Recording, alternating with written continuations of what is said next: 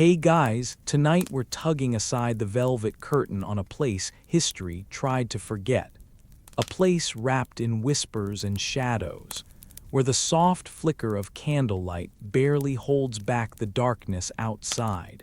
Imagine stepping into a narrow, winding alley, the kind that hums quietly with forgotten stories, the stones beneath your feet worn smooth by countless footsteps, some heavy with purpose, others hesitant, reluctant.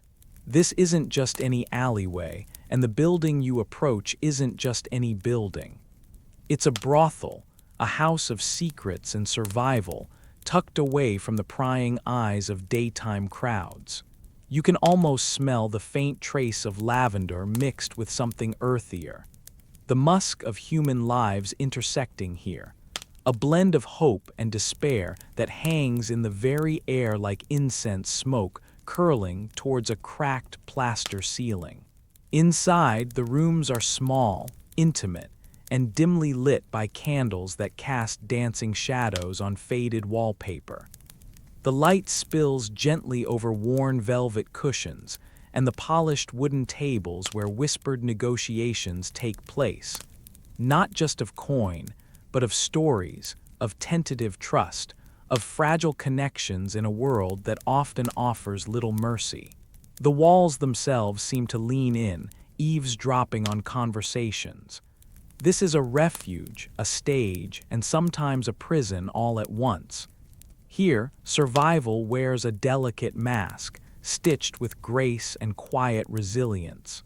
And though the world might have preferred to sweep these tales under the rug tonight, we're giving them their moment in the soft glow, the gentle breath of a candle's flame, inviting you to listen closely to the stories tucked between the shadows. You slip quietly into the room, your footsteps softened by a thick woven rug whose threads have long since muted the creak of the wooden floor beneath. The air is gentle here, warm but not stifling, as the low fire in the hearth breathes a steady, amber glow casting dancing shadows that flicker softly against the deep burgundy wallpaper. You settle yourself into a high-backed armchair that seems to have been waiting for you, its velvet upholstery cool beneath your fingers before the warmth of the room slowly seeps into it. The scent clings to everything, a familiar mixture, quietly comforting. The faint, earthy whisper of lavender, subtle and soothing, drifting from a small sachet resting on the mantel. Intertwined with it is the smoky residue of coal, lingering like an old friend who never quite leaves. A reminder of long, simmering evenings when the city's chill presses cold against heavy window panes. The curtains, heavy and drawn, are still gently stirred by a breeze that slips through the cracks, carrying with it the faintest rustle of lace and the faintest echo of footsteps far above, somewhere in the upper stories of this quiet Victorian house. You listen closely, catching the soft creak of a floorboard somewhere upstairs, the hesitant murmur of voices just beyond earshot, so low and deliberate they almost seem to be secrets themselves, whispered not, to be heard by anyone but the walls. There's a peculiar intimacy in those sounds, as though the house is alive with stories and memories, breathing quietly in the dark spaces between its beams and plaster. In this moment, you are not quite a visitor, but not quite at home either. You are a silent observer, a shadow among shadows, holding space in this stillness, absorbing the layered textures and muted sounds that seem to fold around you. The flickering hearthlight paints golden flecks on the polished wood of a small writing desk nearby. Dust motes drifting lazily through the beams like tiny stars caught in a slow, deliberate dance. Your fingers trace the edge of the chair's armrest, worn smooth by decades of use, the fine embroidery of the fabric catching just enough light to reveal delicate patterns of roses and vines. There is a faint mustiness here, not unpleasant, like the comforting embrace of forgotten things. A scent that reminds you of old books, leather-bound and lined in gold leaf, kept close on shelves that have witnessed countless quiet nights. Outside, the world is hushed, the usual clamor of the Victorian streets replaced by an almost reverent silence. Somewhere beyond the window, though you cannot see it, the wind rustles against the bare branches of trees, and faintly, far away, the muted clatter of carriage wheels rolling over cobblestones. But inside this room, time seems to slow, bending gently around you like the softest of lullabies. You allow your breathing to sync with the steady crackle of the fire, each breath in and out measured and calm. The chair's comforting firmness supports your back, and the gentle warmth seeps into your limbs, coaxing them into stillness. The glow from the hearth casts a halo around your silhouette, a quiet halo that softly blurs the edges between you and the room. It feels as though the house itself is watching, patient and slow, holding its breath in accompaniment. The whispers float down the stairs in a collage of murmurs, as if a group of occupants, perhaps family, servants, or something else entirely, exchange tales or plans that you are only meant to overhear in fragments. Their voices, low and lilting, are like a secret language that the walls have learned to carry without disturbing the fragile peace below. Somewhere a floorboard sighs under the careful weight of a footstep, and you imagine those footsteps tracing paths you cannot follow, weaving stories you cannot yet understand. Your gaze drifts to a small, brass clock on the mantelpiece, its face dimly illuminated by the firelight. Its hands move slowly, methodically, time measured here not in hurried moments, but in the languid pulse of evenings unfolding without rush or demand. The clock ticks softly, a gentle heartbeat in the stillness, marking not the urgency of the outside world but the quiet eternity of this room. As you settle deeper into the chair, the lavender scent grows stronger, subtle tendrils curling around your senses like a soft, scented veil. It is the kind of fragrance that feels familiar, comforting in its understated presence, as if it has been carefully chosen to ease the minds of those who linger here. You imagine the delicate purple blossoms gathered in a small bouquet somewhere nearby, perhaps resting on a side table, their petals pale and fragile in the dim light. The heat from the fire brushes against your skin, a slow, warming caress that invites your body to relax fully. The coal's faint, smoky undertone mingles with the lavender, creating a scent both grounding and ethereal, earthy yet almost sweet. It is a paradox of sensation that somehow makes this room feel alive, its character shaped not just by walls and furniture, but by the intangible presence of air, light, and shadow. You lean your head back against the chair's soft cushioning, letting your eyes close briefly to the dance of shadows on the ceiling. The flickering light becomes a slow rhythm, a visual metronome that pulses gently with your breathing. The whispers from above fade into a murmur, then into silence, as if drawn away by the spell of the night. In this quiet Victorian room, warmed by firelight, scented by lavender and coal smoke, filled with the hush of unseen footsteps and soft murmurs, you find an unexpected stillness. It's a pause between moments, a holding space where time stretches and folds like the delicate folds of a finely pleated curtain. You are here, neither guest nor host, but a presence caught in the gentle web of this place's quiet stories.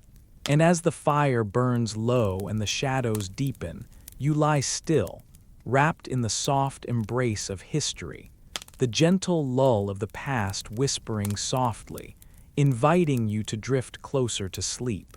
As you settle deeper into the quiet of this story, Imagine yourself stepping beyond the initial shimmer of those crimson silks and golden threads, past the playful flutter of fans and the soft gleam of lacquered mirrors. Beneath the surface of every delicate brushstroke and every carefully placed rouge lies a very different kind of story.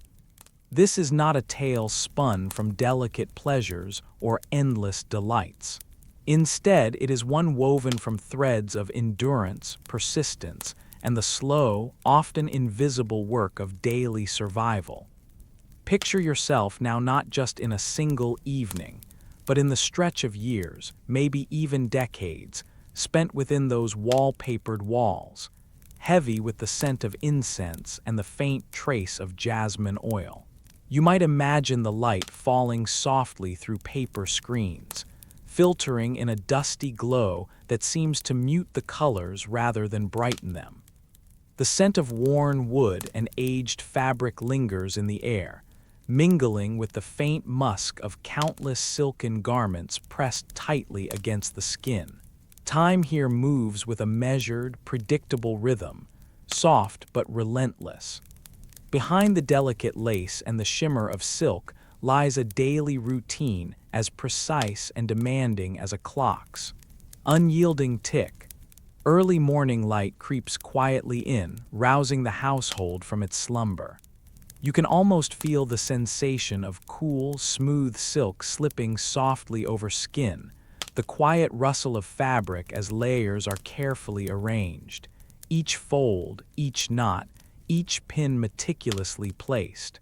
Makeup is applied with gentle precision, rouge brushed on not as a flourish of vanity, but as a mask, a shield, a means to meet the world outside those walls with a semblance of vitality.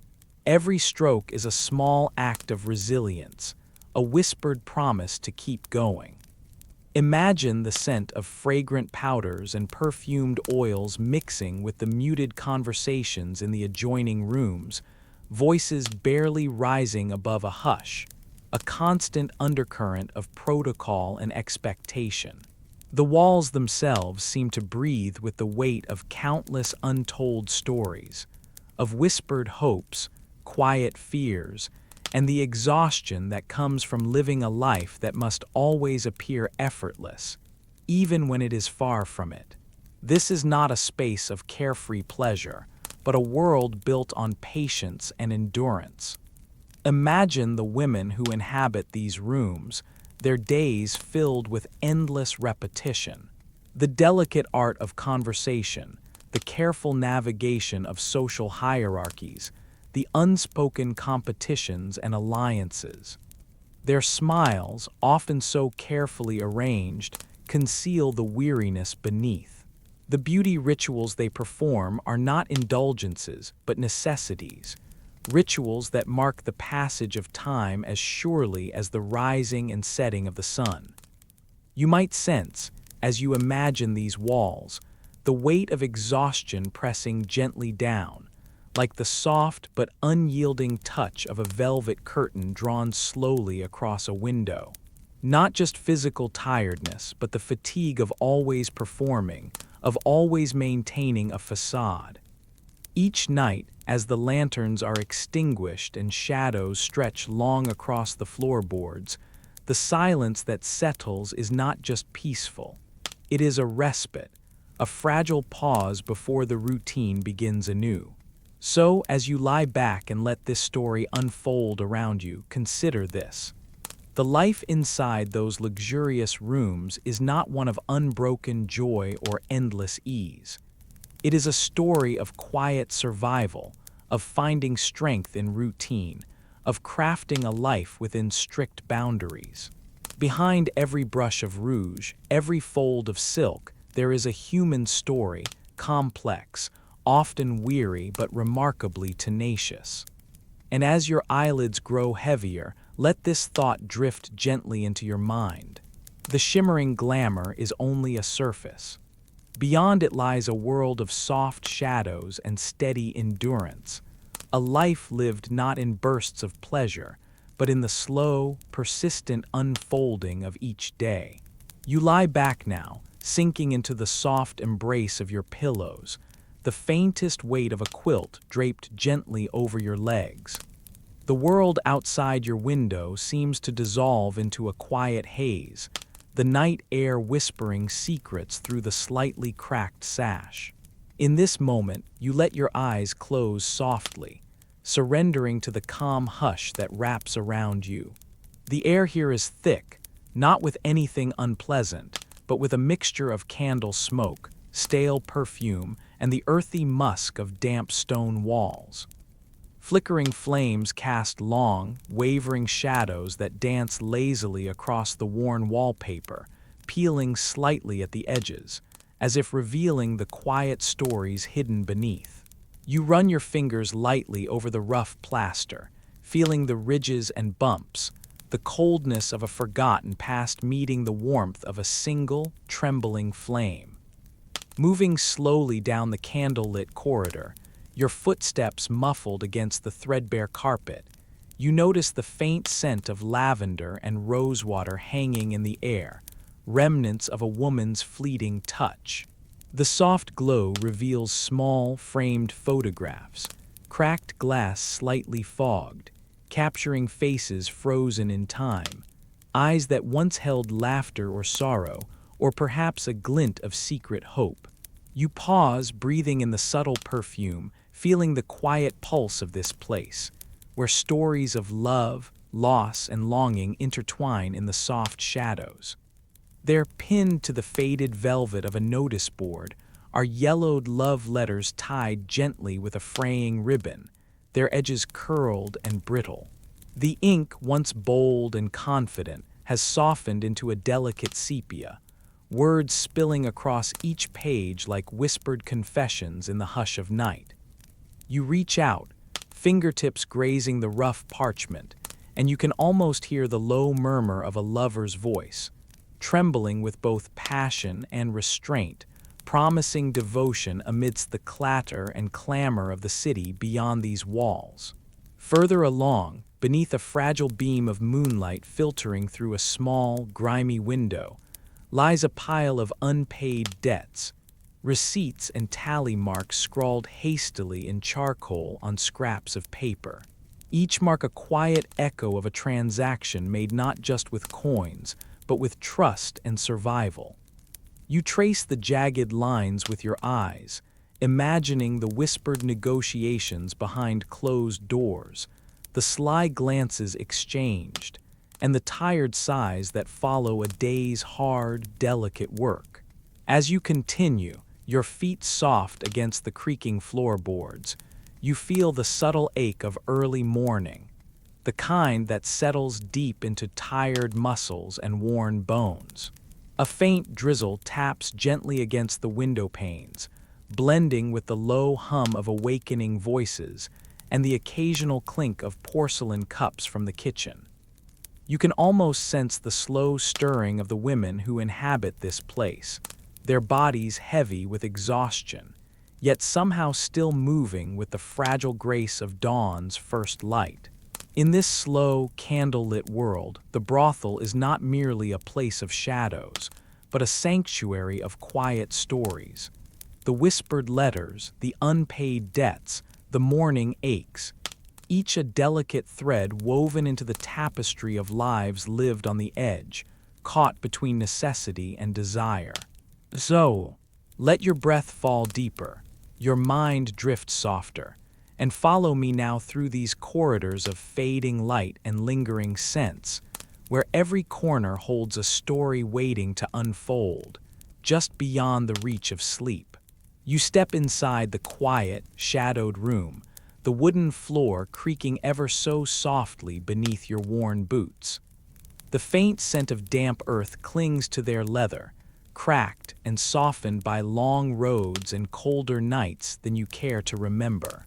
These boots have carried you through more than just miles. They've held you upright when your thoughts threatened to fold, when the unease pressed in like a thick, suffocating blanket. Now here they are, dragging you into this strange, new space that smells faintly of beeswax and lavender, the air heavy with the whispered hush of distant conversations. A woman approaches, her hands light and sure. She doesn't speak much, only offers you a small, delicate bottle, its glass cool and weighty in your palm. The perfume inside, a blend of jasmine, amber, and something softer, almost like the warmth of a finely kept library, smells foreign and intimate all at once. You're told to use it gently, a final touch to help you shed the grit of the roads you've traveled. You dab it on your pulse points, the fragrant oil cooling your skin, while a strange mixture of hope and trepidation curls low in your stomach. Nearby, a porcelain tub fills slowly with steaming water, swirling with the faint, pale petals that drift quietly like falling snowflakes. The tub is set beneath a small window, where the twilight filters through sheer curtains, casting gentle shadows that dance lazily on the walls. The scent of rose and sandalwood fills the room, mingling with the steam to create a soothing, almost sacred atmosphere. You're told to bathe to wash away the dust of the journey, the traces of who you were, and step carefully into water that feels almost too warm, almost too soft, as if you might sink beneath its surface and never rise again. As you sink into the bath, your body stiff and unsure, you notice how the water clings to your skin, washing away the grime but not the unease that still coils in your chest. Your muscles, so used to the rough tang of cold wind and the steady weight of your boots, feel strange and delicate here, submerged in silk-soft water. The world you've known, sharp edges, hard labor, feels like a distant dream, and you're suddenly aware of how much your body is out of place in this new, gentle world. Later, when the bath has drawn warmth from your limbs and the fragrance lingers faintly on your damp skin, you are given silk garments to wear. The fabric slips over your hands like a whisper, cool and delicate, almost like holding a breath. It clings and falls in folds that feel alien and fragile against your skin. The silk is soft, but it presses on you in ways no leather ever did, light, but heavy with expectation. Your body, so familiar with the simple comfort of sturdiness and protection, feels exposed beneath the delicate fibers, as though you're wearing a fragile shell that might shatter at the slightest touch. You notice how the silk catches the candlelight, folding in gentle shadows that flicker and sway like quiet secrets. The scent of the perfume, the warmth of the bath, and the softness of the fabric mingle into a strange symphony of fear and hope. Fear of the unknown waiting beyond these walls, and hope that maybe, somehow, you might belong here. But your hands, once so steady in rough work, now tremble a little as they smooth the silk beneath your fingertips. You press a hand to your chest, feeling the steady, uncertain thrum of your heart beneath the delicate cloth, and wonder how much it will take to make this new life feel like your own. The worn boots, the road dust, the perfume, the bath, the silk, all fragments of a journey not yet finished. And you lie back softly, eyes half closed, the soft whisper of candle flames and distant footsteps folding around you like a lullaby, as the strange new world waits quietly outside the door. You sit straight, smile soft, count every breath. The room is quiet except for the gentle whisper of fabric against wood, and the muted flicker of candlelight casting long shadows along the rough stone walls. It smells faintly of beeswax and something floral, perhaps lavender or rose, drifting from a small bundle tucked in the corner. You feel the weight of the day's lessons settling gently into your bones, like a slow, steady tide washing over your thoughts. Around you, a circle of older women gathers, their faces marked by years of laughter and hardship, their eyes keen and knowing beneath softened lids. They speak in low tones, their voices a soothing murmur, sharing secrets stitched from experience.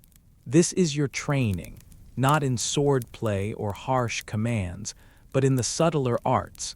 How to speak so that your words sound like the sweetest music. How to look without appearing too eager. How to survive when the world would rather see you swallowed whole. Sit straight, one of them whispers, her voice as warm as a wool shawl wrapped tight against the cold. Shoulders back, neck long but not stiff. You must carry yourself like a willow in a slow breeze, pliant but unyielding. You adjust your posture, feeling the gentle resistance of your spine as you lengthen your neck and roll your shoulders back, palms resting lightly in your lap. The roughness of the fabric beneath your fingers reminds you of the humble beginnings this journey demands. It is not glamour that forges resilience but quiet endurance. Smile soft, another woman advises, her eyes crinkling in a knowing way. Not a grin that cracks your face. Wide open like a cracked egg, but a smile that lingers, a gentle curve at the corners. A smile that invites curiosity but guards your secrets. You practice, lips twitching upward, a delicate crescent moon of light in the dim room. It feels strange at first, controlling something as spontaneous as laughter. But warmth spreads through your chest, steady and comforting, like a small fire kept carefully tended against the chill. They teach you how to fake laughter, a skill more important than you ever imagined. The laughter that rolls from your throat has to be light, effortless, almost hesitant, as if you're letting a small bubble escape rather than gushing out a flood. It's a trick layered in shadows, a performance painted in half-truths. Count every breath, a voice murmurs, soft as a feather brushing your ear. Inhale slowly, let the air fill your lungs, then exhale without sound. Your breath is your anchor in the storm. When voices rise or tempers flare, counting your breaths will keep your mind steady, your face calm. You close your eyes for a moment, inhaling the cool night air that sneaks through a cracked window. You breathe in deep and slow and breathe out, releasing the tension coiled tight in your chest. With each cycle, you feel more centered, as though the shadows themselves are retreating just enough to give you space. Later, the talk turns to the currency of survival, your earnings. The older women share sage advice cloaked in gentle humor, their voices low but firm like the steady pulse of a heartbeat. Never hand over your coins too quickly, one warns, her fingers tapping lightly on the wooden table. They may come looking to take what you earn without thanks. Learn to hold your purse close, to count and recount. You imagine the weight of a leather pouch heavy at your waist, the cool clink of coins shifting within as you move. The knowledge of how to protect this treasure, small though it may be, feels like a shield woven from invisible threads, not just for wealth but for your dignity. You'll be tested, another cautions, her gaze narrowing slightly, by those who think you don't know better, by those who wish to see you falter. But remember, a smile and a sharp mind can guard you better than any blade. You listen, the warmth of their voices wrapping around you like a knitted blanket, each word a stitch in the fabric of your new strength. The lessons are not just about surviving the day-to-day, but about sustaining yourself in a world that often sees you as delicate or disposable. They teach you how to read a room, where to place your eyes, how to tilt your head just so, how silence can be louder than words. You learn to catch the subtle changes in tone, the flicker of a glance, the way the air shifts when danger or opportunity approaches.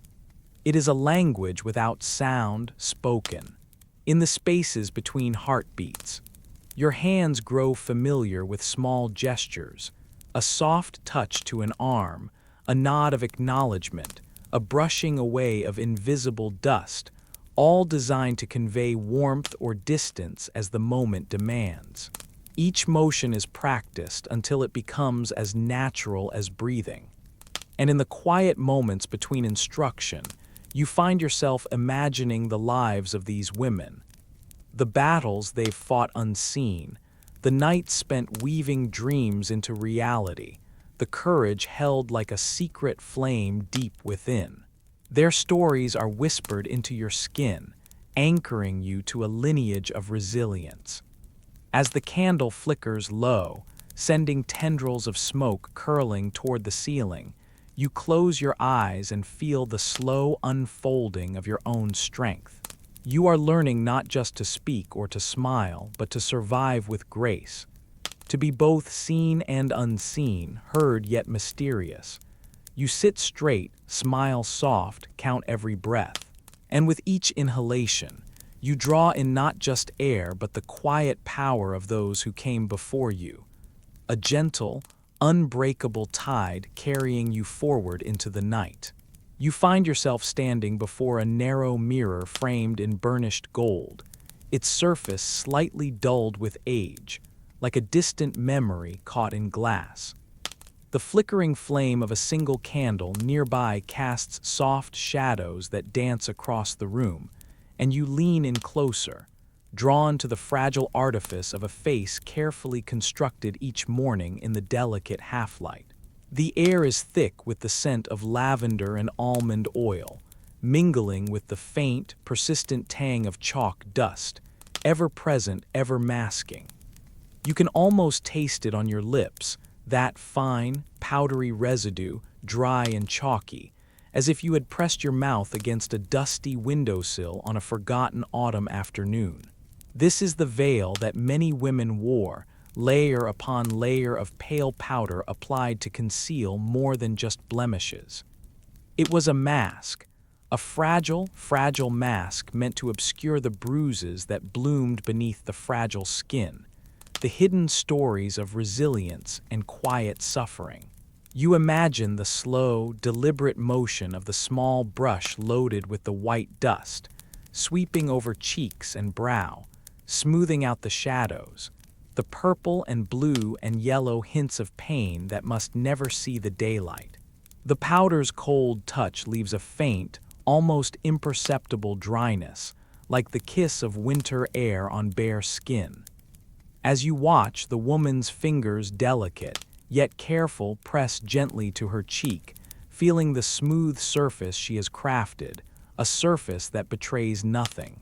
But behind the surface, you sense the weight of secrets. The practiced smile she offers to the world is just a whisper of affection, a carefully choreographed performance. The eyes, those windows she believes no one truly sees, betray a quieter, more complicated truth. They flicker with a story she dares not speak aloud, the subtle lie of affection offered like a gift wrapped in silk and shadows. Her lashes flutter down, casting soft, trembling shadows on the pale skin beneath, as if to hide the flicker of resistance, the tiny betrayals that hide beneath those lashes. You lean closer, noticing how the eyes do not quite meet yours in a genuine way. They dance just around the edges, a delicate ballet of avoidance and forced warmth. In those fleeting glances, there is a language unspoken, the silent negotiation of survival, the subtle art of pretending.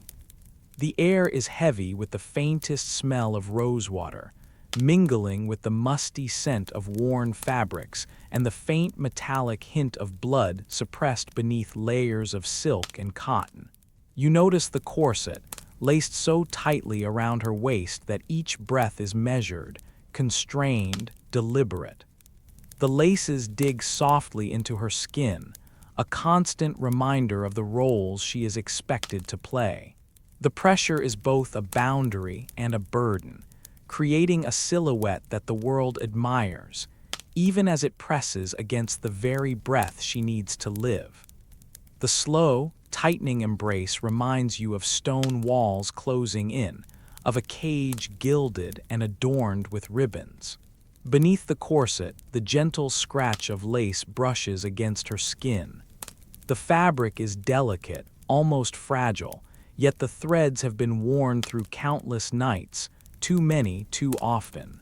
You imagine the softness turning rough at the edges, fraying under the repetition of the same dance, the same roles assumed each day and folded away each night. The lace carries the memory of whispered conversations and silent tears, the trace of hands that have both cherished and restrained. It is a fabric that tells a story, if only you listen closely enough to its fragile song. You close your eyes briefly and imagine the sensations in greater detail. The dry taste of powder on the tongue, like fine dust settling after a long day. The constriction of the corset's laces pulling just so, a constant companion weighing down on the ribs. The scratch of worn lace panties, both familiar and unforgiving, a texture that speaks of endurance and quiet compromises. These are not mere garments or cosmetic choices. They are emotional armors, each stitch and speck of powder a testament to the complex negotiations women navigated every day. In this quiet room, suffused with the muted glow of candlelight and the faint rustle of silk, you feel the delicate tension between appearance and reality. The affectionate smiles are carefully painted, the tender glances choreographed, and the bruises hidden beneath layers of powder and lace. It is a world where every gesture is a language and every sigh a secret. And as you draw back, stepping away from the mirror and the whispered stories it holds, you carry with you the sense of those hidden truths, the quiet strength and subtle sorrows woven into the very fabric of a woman's daily life, long before the world around her was ready to see them. You find yourself in a small, dimly lit chamber, the soft glow of a flickering candle casting trembling shadows upon the rough stone walls. The air is cool and carries the faint scent of lavender and beeswax, a quiet invitation to stillness. The faint scratch of a quill from a distant room has finally ceased, leaving the silence to settle gently around you like a familiar blanket. In the corner, a simple wooden chair holds the figure of the young girl, her presence as delicate and quiet as the steady flame beside her. She sits with her back turned, the soft fabric of her worn homespun dress rustling slightly as she moves. Her hands, small and careful, reach for a wooden comb resting on the rough-hewn table nearby. It is an ordinary comb, carved simply from a single piece of warm amber-brown wood, its teeth gleaming faintly in the candlelight as if they hold stories of their own. She lifts it tenderly, as one might hold a precious object, and brings it to her hair, long and tangled from the day's wanderings. The first gentle strokes break the stillness, a quiet, rhythmic sound, the comb gliding through the tresses, untangling the knots that have gathered like whispers upon a breeze. Each pass is slow, deliberate, a small ritual of care and reflection. The hair falls like a woven curtain of chestnut threads, catching the light in soft, shimmering waves. You can almost feel the smoothness of the strands, the slight resistance as the comb pulls through, the warmth of the girl's fingers as they coax each knot free. Her eyes are cast downward, gazing into the folds of her own hair as if searching for something hidden beneath the surface. You notice the faint lines of thought etched softly upon her young face, an expression caught somewhere between curiosity and uncertainty. Who is she becoming, you wonder? Perhaps she wonders the very same thing. The way the shadows flicker across her features makes her seem both present and distant, as if caught between the world of day and the quiet realm of dreams that will soon settle over the room. The silence holds a gentle kind of tension, a pause in time just before the night unfolds fully around her. Outside, The muffled sounds of the household have faded to a distant heartbeat. The creak of old timber, the soft rustle of curtains in a slow-moving draft, the faint lullaby of a fire settling into its last embers. Inside, the only movement is the steady motion of the comb, the soft sigh of the girl as she breathes in the quiet, and the gentle whisper of hair sliding through wood. You feel the weight of the moment, as if it is both infinite and fleeting, stretched thin between the past that trails behind her and the future that waits quietly in the wings. In this stillness, there is no hurry, no expectation, only the simple act of being, grounded in the present, framed by the amber glow of candlelight and the cool touch of stone walls. The girl pauses, comb midway through her hair, and closes her eyes briefly. You sense a flicker of something, a small, flickering flame of identity, just beginning to take shape beneath the layers of uncertainty. She does not yet know the paths that will unfold before her, nor the stories she will carry like precious stones in the folds of her life. But here, in this quiet room, brushing out the day's tangles, she begins to touch the edges of who she might become. Outside, night stretches wide and deep, the stars wheeling silent and constant in the sky. Inside, the world narrows to this single, humble room, the steady candle flame, and the slow, soothing rhythm of hair being brushed. You lie down beside her in spirit, sharing the hush of this moment, feeling the gentle pulse of time as it carries you both softly toward whatever dreams the night may beckon next. You step gently through the heavy wooden door, its surface worn smooth by countless hands, some eager, some hesitant before yours. A soft creak answers your entrance, barely audible over the low murmur that seems woven into the very walls. The air shifts, thick with the scent of incense and faint hints of lavender soap, mingling with an undercurrent of smoke from a hearth somewhere deeper inside. It's a peculiar kind of quiet here, not empty, but alive with secrets and soft sighs. Immediately, you find yourself in a narrow hallway adorned with crimson paper, the kind that seems to swallow light, leaving shadows to dance lazily along the edges. The walls breathe a muted warmth, as though the very fibers of the paper absorb and cradle the laughter, whispers, and promises that have echoed here through decades. Your footsteps fall softly upon worn wooden floorboards, creaking just enough to remind you of their presence, but never breaking the hush.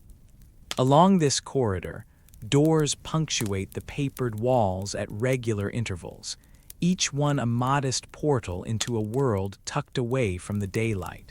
The doors themselves are sturdy, lacquered wood with small, frosted glass panes set near eye level, veiled behind delicate lace curtains that flutter gently even when the air stills. Behind these curtains, you catch the faintest flicker of candlelight, casting fragile shadows that stretch and shrink like slow-moving ghosts. From behind one such door, a voice whispers, low and tender, a conversation you can't quite catch, but feel the weight of voices weaving a soft tapestry of laughter and murmured confidences. The words hang just out of reach, cradled in the thick air, inviting you to imagine the stories they tell. Fleeting moments of joy, shared secrets, perhaps the quiet negotiation of dreams traded for coins. The hallway hums with this delicate symphony, the culmination of countless unheard tales. Further along, the walls seem to lean inward, narrowing the passage, until you reach a heavier set of double doors. Pushing them open reveals a stark contrast, a kitchen, cold and utilitarian, lit only by a single, dim lantern hanging low from a timber beam. The scent of damp stone and lingering ashes wraps around you like a chilly blanket. Here, the laughter and whispers vanish, replaced by a solemn silence that settles in the bones. In one corner, a group of young women sits clustered closely around a battered wooden table, sharing a sparse meal. The rough-hewn chairs creak softly beneath their shifting weight, but no one speaks. Their faces are illuminated by the faint glow, shadows playing across smooth skin marked by quiet endurance. Their eyes, cast downward, hold stories too complex for words here, stories of longing, loss, and resilience. The clink of spoons against bowls cuts through the quiet, steady and rhythmic, like the slow ticking of an unseen clock. Overseeing this realm is the madam, a figure both commanding and nurturing, whose presence infuses the space with a subtle authority. She moves through the corridors like a wisp of smoke, ever watchful, yet never intrusive, her footsteps soundless upon the floor. Clad in garments of muted silk and lace, she carries the scent of sandalwood and something indefinably sharp, like a secret held just beneath the surface. The madam is the keeper of order and guardian of the fragile ecosystem within these walls. Her role is multifaceted, weaving together the practical and the personal with a deftness that borders on art. She negotiates with patrons, ensures the safety and well-being of the women under her care, and maintains the delicate balance of hierarchy that governs this hidden world. Within her domain, respect is currency, and she dispenses it sparingly but fairly, aware that every glance, every whispered instruction, ripples outward like stones dropped into still water. The hierarchy here is subtle but unmistakable. The madam sits atop, a quiet queen reigning not through force but through the intricate web of relationships and unspoken understandings. Below her, the senior women, veterans who have weathered seasons of change, act as intermediaries, guiding newcomers through the labyrinth of rules and rituals. They bear the dual burden of mentorship and survival, their voices soft but resolute, their eyes always scanning for signs of trouble or opportunity. At the bottom, the newest arrivals, often still shadows of themselves, learn to navigate the complex landscape, absorbing the tastes, textures, and tones that define their new life. They move with tentative steps, their bodies and spirits adjusting to the rhythm of the house. The measured cadence of footsteps in the hall, the rustle of silk against skin, and the steady pulse of whispered promises carried through the papered walls. Each room is a world unto itself. Some open onto small salons where the air is thick with perfume and the murmur of soft music, where plush cushions gather beneath low tables, and the flicker of candles casts a honeyed glow. Others hide away more private chambers, their walls lined with mirrors that multiply shadows and light, creating an almost otherworldly space where time feels suspended and the past blurs into the present.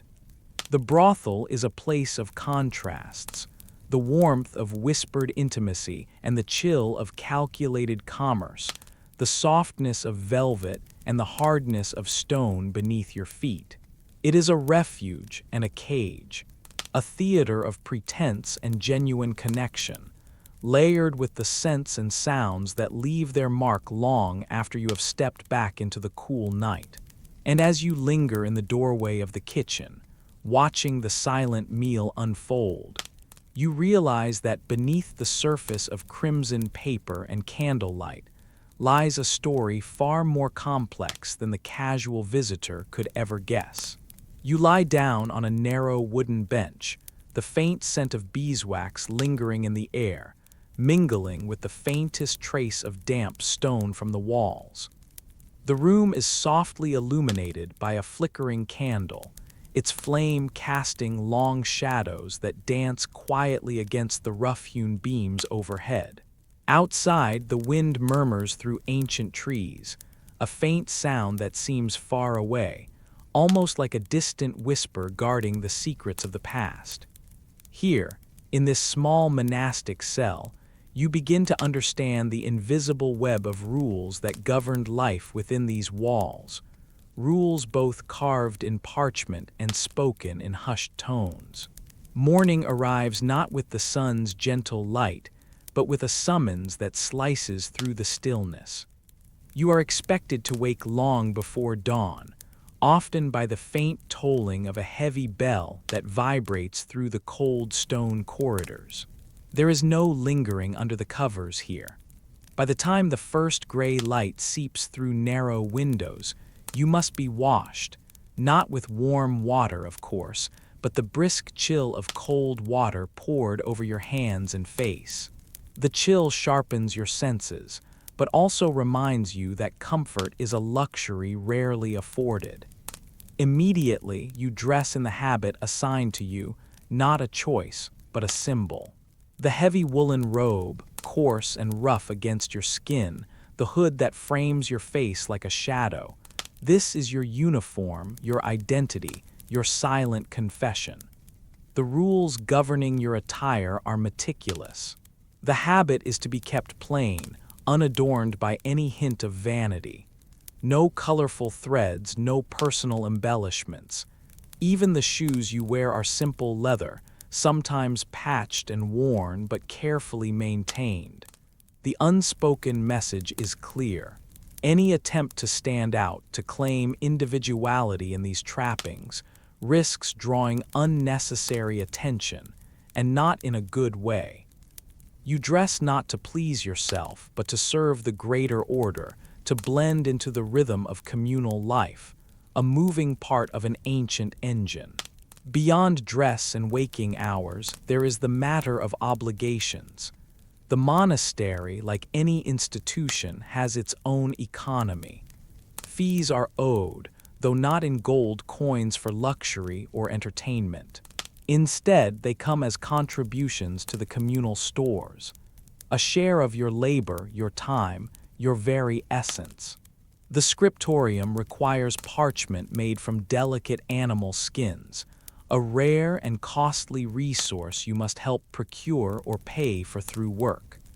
The garden expects tending, the kitchen demands firewood, the infirmary needs herbs gathered from the shadowy woods nearby. Every task is a debt, every minute a coin. And yet, the ledger of life here is balanced carefully between the written and the unspoken. There are scrolls and manuals listing rules, painstakingly copied in spidery script, but much is understood without a word. The way you stand in the refectory, the cadence of your prayers, the silence maintained during study hours, all these are rules too, etched into the very air of the monastery. Break them, even unknowingly, and you risk more than a reprimand. The fear of debt is a quiet, gnawing presence. It is not just the burden of owing toil or time, but the shadow of punishment that follows. Debts here are more than numbers. They are the keys to your place within the order. Fall behind and you risk censure, perhaps a solitary confinement in a cold cell, or the loss of privileges, like being barred from the garden that blooms with medicinal plants. Worse still, debt might lead to expulsion, a severing of ties so complete it feels like being cast out into a world you have long forgotten, unprepared and unwelcome. Every step you take is measured, every breath careful, because the weight of expectation presses down like the stone ceiling above your head. You learn to navigate this invisible minefield, to anticipate the eyes watching, to adjust your behavior to fit the ever-shifting boundaries. And sometimes, late at night, when the candle burns low and the monastery is silent save for the occasional creak of old wood, you feel the tension in your chest. An anxious knot tied by the fear of slipping, failing, owing more than you can repay. Yet amidst this quiet strain, there is a strange comfort. The rules, in their unyielding strictness, provide a framework, a predictable rhythm that steadies you. The same bell that wakes you before dawn will mark the evening prayers. The same coarse robe that irritates your skin is also a sign that you belong, that you are part of something enduring. The fear of debt and punishment is tempered by the knowledge that adherence brings peace. Peace in the form of belonging, of order, of a place in the grand mosaic of this ancient community. As you close your eyes, the candle guttering low beside you, you feel these invisible chains. They bind you, yes, but also hold you safe, like the gentle clasp of a hand in the dark, guiding you through the labyrinth of days and nights until dawn calls you again. You find yourself slipping gently into the muted cadence of another day long past, where the smallest motions carry the weight of quiet endurance. The air is thick with a mingling of scents, faint traces of musk and herbs lingering amid the cool stone. Walls, and you inhale deeply, the subtle fragrance wrapping around you like a whispered secret. This is the world of daily rituals, a slow dance of survival woven through moments as ordinary as they are necessary. Imagine, then, stepping into the gentle embrace of a perfumed bath. It is not the sparkling cascade of modern luxury, but a tender, deliberate act of cleansing, where water is too precious to waste and too precious to discard casually. You fill a basin, its earthen surface cool and rough beneath your fingers, with water carried from a well or river, its clarity dappled with the faintest hint of herbs soaked the day before: lavender, rosemary, perhaps a sprig of thyme. The water carries the memory of these plants, the scent subtle but persistent, like a soft sigh in the quiet of the room. You dip your hands slowly, letting the water pool around your wrists, the coolness a contrast to the warmth of the flickering candlelight that dances along the walls. The flame throws shadows that waver and stretch, lending the room a sense of fragile intimacy. Here, in this small, flickering glow, you begin the ritual of washing, methodical and almost reverent. The water, already used once or twice, holds a faint trace of previous cleansing.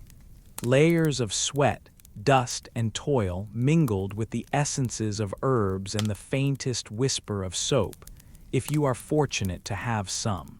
There is comfort in this repetition. Though the water is reused, thickening with each use, it carries the story of your survival, a tangible reminder of endurance in scarcity.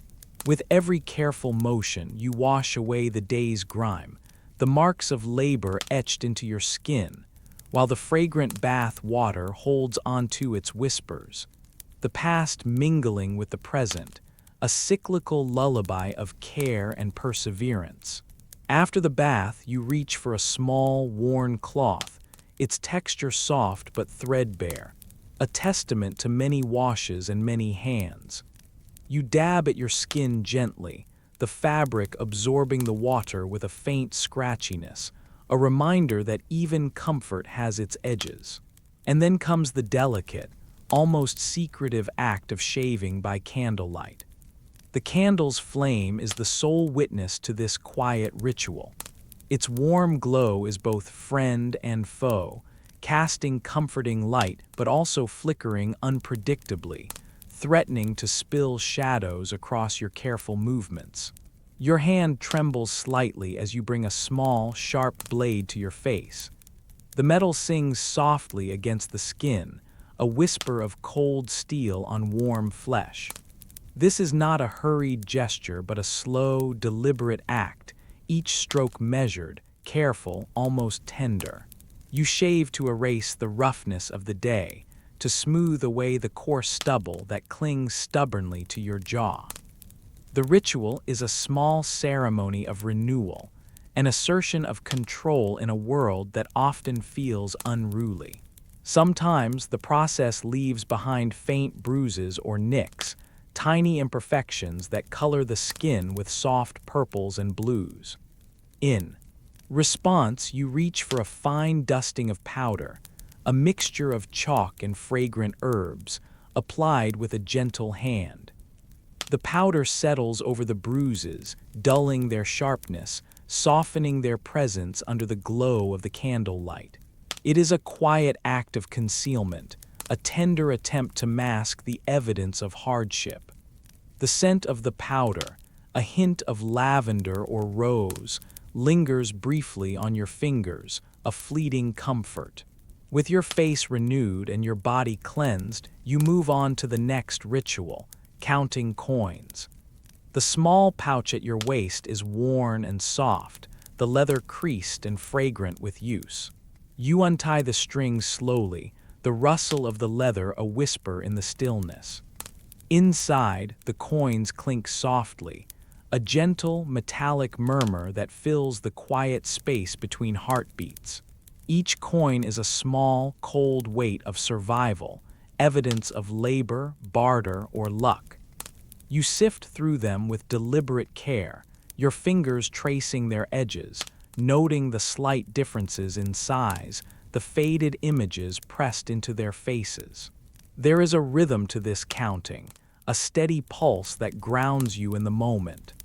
The repetition is soothing and yet tinged with a soft despair, the knowledge that these coins represent both sustenance and limitation. They are the currency of a fragile existence, tokens of transactions that keep hunger at bay but never quite wash away the underlying uncertainty. Each coin counted is a small victory, a quiet reassurance that you are still here, still managing to endure. As you return the coins to their pouch, the leather folds softly, absorbing the sound of their settling. You close the pouch carefully, tying the strings once more, the knot a simple seal against the unpredictable tides of fortune. The ritual is done, yet it repeats, day after day, a gentle, unbroken thread stitching together the fabric of survival. You lie down now, the faint scent of herbs and powder lingering on your skin, the soft weight of worn linens around you. The rhythm of these daily rituals, baths with reused water, shaving by candlelight, powdering bruises, counting coins, becomes a quiet lullaby, a steady pulse in the otherwise unpredictable world. There is a soft despair in the repetition, a resigned acceptance of the necessities of survival, but also a gentle defiance. Here, in these small acts, you find a measure of control, a semblance of order in the slow turning of days. The shadows lengthen, the candle's flame dims, and the scents of musk and herbs mingle with the quiet breath of night. In this suspended moment, you drift gently toward rest, carried by the comforting weight of ritual and the whispering promise of another day to come. You find yourself on a quiet rooftop, the kind that feels like it's been forgotten by the hurried world below.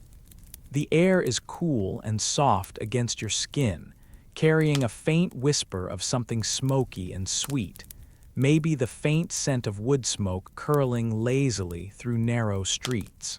The stone beneath you is cool and rough, pressing gently against your fingertips as you settle into the worn ledge. Above, the sky is a muted canvas, a slow wash of twilight blues melting gently into the inky shadow of night. A woman sits nearby, her silhouette framed by the dimming sky. Her posture is relaxed, almost fragile, as she cradles a slender cigarette between slender fingers. The cigarette glows softly, a tiny ember flickering with hesitant life in the quiet dusk. She lifts it to her lips, and the faintest tendrils of smoke begin to weave their way upward, ghostly ribbons twisting and curling like lazy dancers in the cool air. The smoke drift is slow, undemanding, the only movement in this otherwise hushed, still world. You notice the way she inhales deeply, drawing the smoke in with a quiet grace, then exhales slowly, releasing a soft plume that drifts toward the scattered chimneys around her. Each chimney sends its own curling wisp of smoke, a delicate orchestra of faint gray spirals rising into the settling night. The smoke mingles, blending as if sharing whispered secrets before disappearing into the vast, darkening sky. The woman's eyes follow the smoke, tracing its path as it twists and drifts, unfurling like the slow unraveling of a story told in silence. There is a softness in her gaze, an acceptance, maybe a quiet longing. The rooftops stretch out around you, a patchwork of worn tiles and crumbling bricks bathed in the gentle glow of hidden street lamps and flickering candles behind curtained windows. The air smells faintly of ash, earth, and a faint trace of something floral, perhaps the residue of a forgotten garden tucked somewhere deep within the city's tangled streets. You watch as the woman's hand moves almost absent-mindedly, fingers tracing invisible patterns on the rough stone beside her. The cigarette ember pulses softly, a heartbeat in the growing dark. Her breath mingles with the smoke, creating delicate spirals that rise and dissolve. A silent dance of freedom in a world that often feels small, confining, and relentless. This rooftop, this quiet perch high above the bustling streets, is the only freedom she knows. Here, the weight of the day's worries seems to loosen, dissolving into the night air along with the smoke. The city's noise fades into a distant murmur, a gentle accompaniment to the soft crackling of embers and the whisper of the breeze. You can almost feel the cool stone pressing gently into your back, steady and unchanging, as the woman exhales one last slow plume before stubbing the cigarette into a shallow pile of ashes. The smoke lingers a moment longer, a fading trace of rebellion, a tiny, fragile act of escape, before the night swallows it whole. There is a peace here, in this simple moment on the rooftop, a quiet solace in the slow dance of smoke against the vast, dark sky. You lie back, letting the coolness of the stone seep through, the gentle hush of night wrapping around you like a soft, worn blanket. The woman's breath catches softly in the dark, a rhythm matching your own, steady and slow. And as the last tendrils of smoke drift away, disappearing into the deepening night, your eyes grow heavy, your thoughts slow, and the city below, its chimneys, its shadows, its whispered secrets, fade gently into the quiet, endless sky. You step inside the dimly lit room, the heavy door creaking softly behind you. The air is thick with the mingled scents of damp wood, spilled ale, and the faint trace of tobacco smoke curling lazily toward the cracked ceiling. The low glow of a single candle flickers on the rough-hewn table, casting long, wavering shadows that dance in time with the muffled breathing and occasional murmurs that fill the cramped space. This is no grand chamber filled with polished mahogany and velvet drapes, nor a stately salon where silk-clad gentlemen pore over leather-bound books. Instead, you find yourself among a motley assembly, the kind who wear the weight of their lives like a second skin, their stories etched deep into rough hands and weary eyes. A group of dockworkers lingers in one corner, their faces ruddy from the chill sea air and the sharp edge of too much cheap spirits. Their clothes hang heavy with the salt and grime of the docks, patches mended with scraps of whatever fabric was at hand. You catch the faint metallic tang of sweat, thick and sour, clinging to their skin beneath threadbare shirts. They slump against the wall, voices low, words slurred but urgent, embroiled in a haggling dance that has nothing to do with gold or glory, but with survival, an extra ration of grain, a promise to keep the job for another day. He doesn't even meet your eyes as he leans close, the heat of his breath warm against your ear, smelling faintly of brine and stale whiskey. His hand shakes slightly as he offers a crumpled coin, its edges worn smooth by countless exchanges, while his other fingers nervously tap the scarred wood beneath the candlelight. The tension in his shoulders speaks volumes. Tonight, like many before, is a delicate balance of hope and desperation. Across the room, a young couple sits huddled together, the bride clutching the worn fabric of her simple dress as if it were a talisman against the world.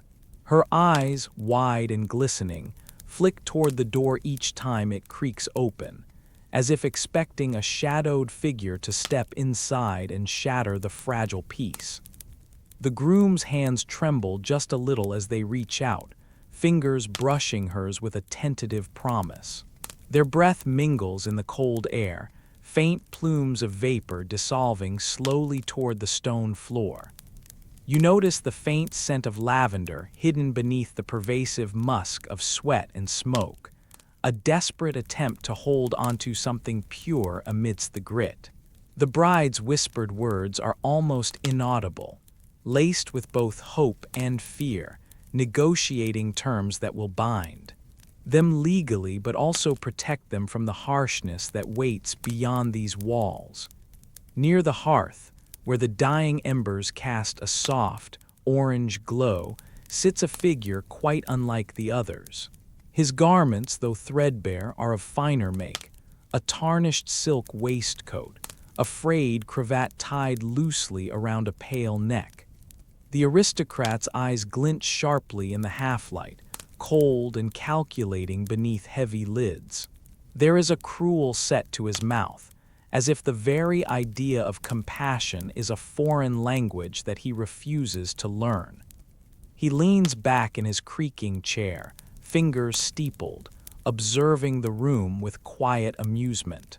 The faint scent of pipe tobacco lingers on his breath, mingled with the subtle, musky perfume of old leather and expensive parchment. When he speaks, his voice is low, smooth, edged with a sharpness that cuts through the thick haze like a blade. He doesn't even look at you, you think, noting how his gaze slides past the faces before him, appraising but detached, as if the lives tangled in negotiations here are mere pawns in a game only he understands. His presence is a reminder of the stark divides that separate everyone in the room, the ones who cling to their dreams with desperate hands, and the one who holds the power to twist those dreams into something unrecognizable. The smell of sweat, smoke, damp cloth, and old wood surrounds you, heavy and unyielding, as voices rise and fall in a quiet symphony of bargaining, fear, and fragile hope. You lean forward, feeling the rough grain of the table beneath your fingertips, the warmth of the candle flickering against your skin.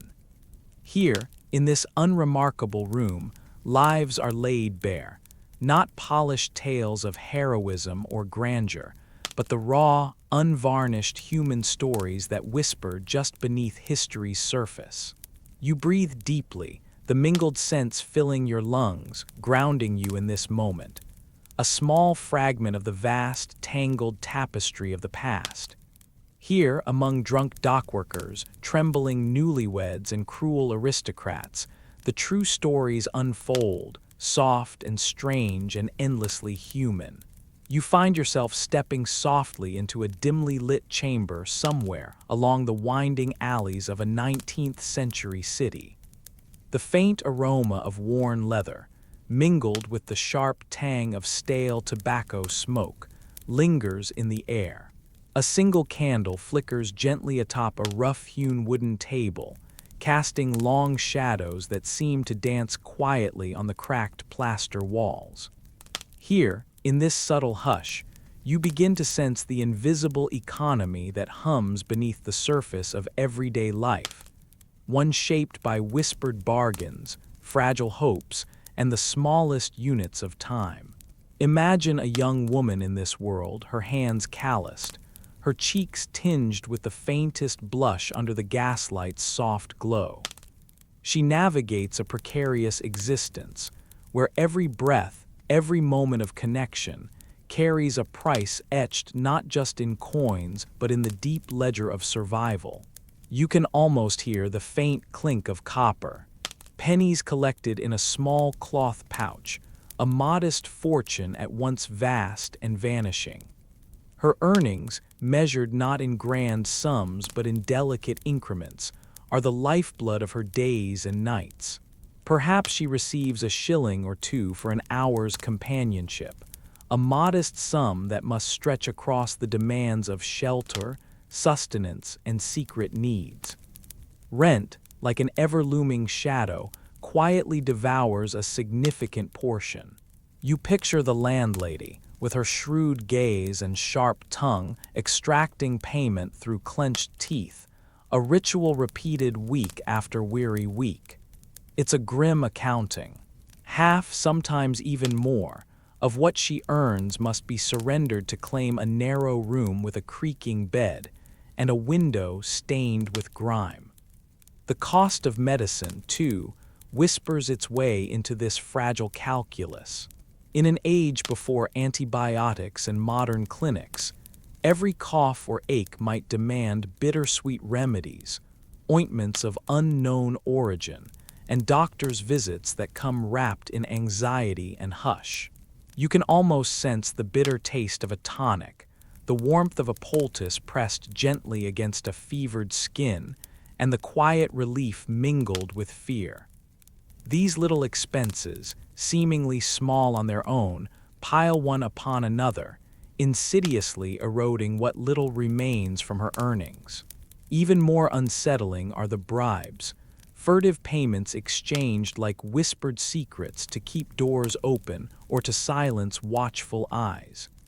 You imagine the wary glance of a constable, the narrowing of eyes beneath a tattered hat, and the soft rustle of coins slipping like shadows into waiting hands. It's a clandestine toll, an unspoken tax extracted by power, ensuring a fragile peace. The weight of these payments adds an invisible but persistent pressure, further shrinking what should be her hard-won income. And then there is the pricing of intimacy itself, a delicate, mercurial ledger drawn in moments and minutes. Time, measured in hours or even smaller fragments, dictates the scale of human connection here. You feel the slow ticking of an imaginary clock, each minute marked by shifting expressions, tentative touches, the soft murmur of conversation. Longer encounters garner more coins, yet the discounting of time is a quiet art. Perhaps the first hour commands a fair price, full of ritual and ceremony, but subsequent hours fade in value, a reluctant concession to fatigue and routine. You sense the subtle negotiation in the air, a dance where seconds are stretched or compressed, sometimes traded for kindness, sometimes for mere survival. The price of intimacy is not fixed, but fluid, shaped by the interplay of desire, desperation, and the ever-present need to endure another day. It's a pricing that reflects not only the exchange of bodies but the fragile human stories beneath, the flicker of loneliness, the ache of hope, the yearning for dignity in a world that so often withholds it. In this quiet economy, you can almost hear the muted rustle of worn coins, the careful counting, the whispered calculations. Each transaction, though seemingly small, is weighted with significance, a testament to resilience amid hardship. It is an economy where survival becomes a measured dance, and every gesture of connection is as much a commodity as a comfort. As you lie down in this moment, feeling the gentle pulse of a history seldom told, you may notice how the delicate balance of earnings and losses mirrors the fragile human spirit itself, ever striving, ever adapting, in a world where even affection carries a price. The candle flickers once more, shadows deepen, and the quiet story of value and survival lulls you further into a restful, reflective calm. You step softly into a dim room, where the air is thick with the faint scent of lavender and worn velvet. The walls seem to hum quietly with whispered secrets, and the light is gentle, filtered through dusty curtains, touching everything in a muted, honeyed glow. Here, among the shadows and the faint flicker of candle flames, you find a world that is both delicate and weary. It is a world where smiles are carefully crafted masks, where affection is a performance, and where each gesture carries the quiet weight of exhaustion. Imagine, then, a young woman seated gracefully on a faded satin chaise lounge. Her hair, though perhaps tangled and dulled by the hours, is arranged with a practiced elegance. She wears a smile that flickers at the edges, too bright, too steady, too rehearsed to be quite real. It is the kind of smile that is offered like a gift, but one you know has been given and taken away many times before, wearing thin with each repetition. This is the smile of a performance, a delicate ballet of expression and posture. The girl before you is not simply smiling because she sees something truly beautiful or compelling. No, her smile is an artifice carefully woven to cradle a client's ego. It is the smile of a practiced actress playing a part in a quiet, unspoken drama. To the client, she appears to be captivated, enchanted even by his presence, by the set of his jaw, the curl of his lip, the strength in his hand. But you know, if you look closely, that the sparkle in her eyes is borrowed from the old tales she's told herself before going to work each night. When a client enters, it is not uncommon for the girl to perform an act of admiration. She might tilt her head to catch the candlelight just so, letting it gild the edges of her face, making her features glow with a warmth that she summons only for this brief moment. Her gaze might linger just a second longer than feels natural, as if to say, "You are handsome, you are strong." And yet, beneath that practiced gaze, the truth hums softly. She does not believe it, not truly. In that quiet room, affection is a currency, traded not from the heart but from necessity. It is wrapped in silken tones and small, sweet gestures, an artful touch on the hand that lingers just long enough to suggest interest, but not so long as to betray exhaustion. The fingers might trace a circle on the back of a palm, delicate and fleeting, like a whisper on stone. The eyes, half-lidded, convey a softness that is carefully measured, rehearsed to meet expectations, but never to invite true intimacy. You can almost feel the effort behind each of these performances. The girl's body, poised and graceful, holds tension beneath its smooth surface, like the taut string of a finely tuned instrument. Each smile, each soft laugh, each gentle squeeze of a hand is a note played to please, to soothe, to convince. And yet beneath it all there is an undercurrent of weariness, a quiet resistance that hums softly in the spaces between gestures. Because the hands that reach for her are not always kind. They are often heavy, demanding, careless. You see her fingers curl slightly, a reflex to shield herself, but she does not pull away. Not fully. Instead, she lets the contact linger, dulls the sharp edges of discomfort with the soft padding of her practiced smile. The touch is intrusive, a quiet invasion of the boundaries she must silently enforce again and again. You imagine the weight of this performance over hours, night after night. The exhaustion is not just in the body, it settles deep into the bones, into the slow-dimming flicker behind her eyes. The smile must not falter, must not betray the truth. It is a mask she wears not because she wishes to deceive, but because the world demands it, because the safety of the night depends on these small acts of feigned affection. In the quiet moments between clients, She might close her eyes and breathe in the faint scent of candle wax and old perfume that lingers on the worn upholstery. She might feel the rough, threadbare fabric beneath her fingers, a reminder of the impermanence of this space and of her role within it. The performance pauses just for a moment, and you can almost hear the soft sigh that escapes her lips, the silent prayer that this night's labor will soon end. Yet when another door creaks open and a new presence fills the room, the smile returns, smooth and steady. The head tilts just so. The eyes glisten with borrowed warmth. The laughter, light and airy, dances once more on the edge of the night air. And the little performances begin again. The whispered promises of admiration, the graceful touches, the quiet endurance of unwanted hands. It is a world of borrowed beauty and quiet endurance, where the smallest gestures carry the heaviest weight. Here, affection is not given freely, but carefully crafted and offered as a shield. And through it all, the girl remains, a soft shadow beneath the candlelight, navigating the delicate balance between performance and reality, between exhaustion and grace.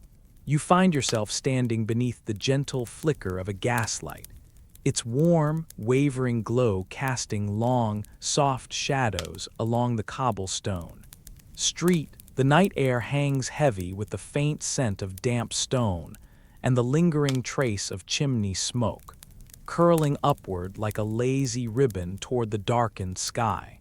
Somewhere just out of earshot, the distant clatter of a horse's hooves echoes softly, but here, close to the lamp's golden halo, time seems to slow, as if the city itself is holding its breath. There, beneath the trembling light, a young girl leans in close, her breath mingling with yours in the chill. Her voice is barely more than a whisper, delicate and coated in a sweetness that almost tastes like honey on your tongue. "I missed you," she says, each word a feather-light brush against the silence.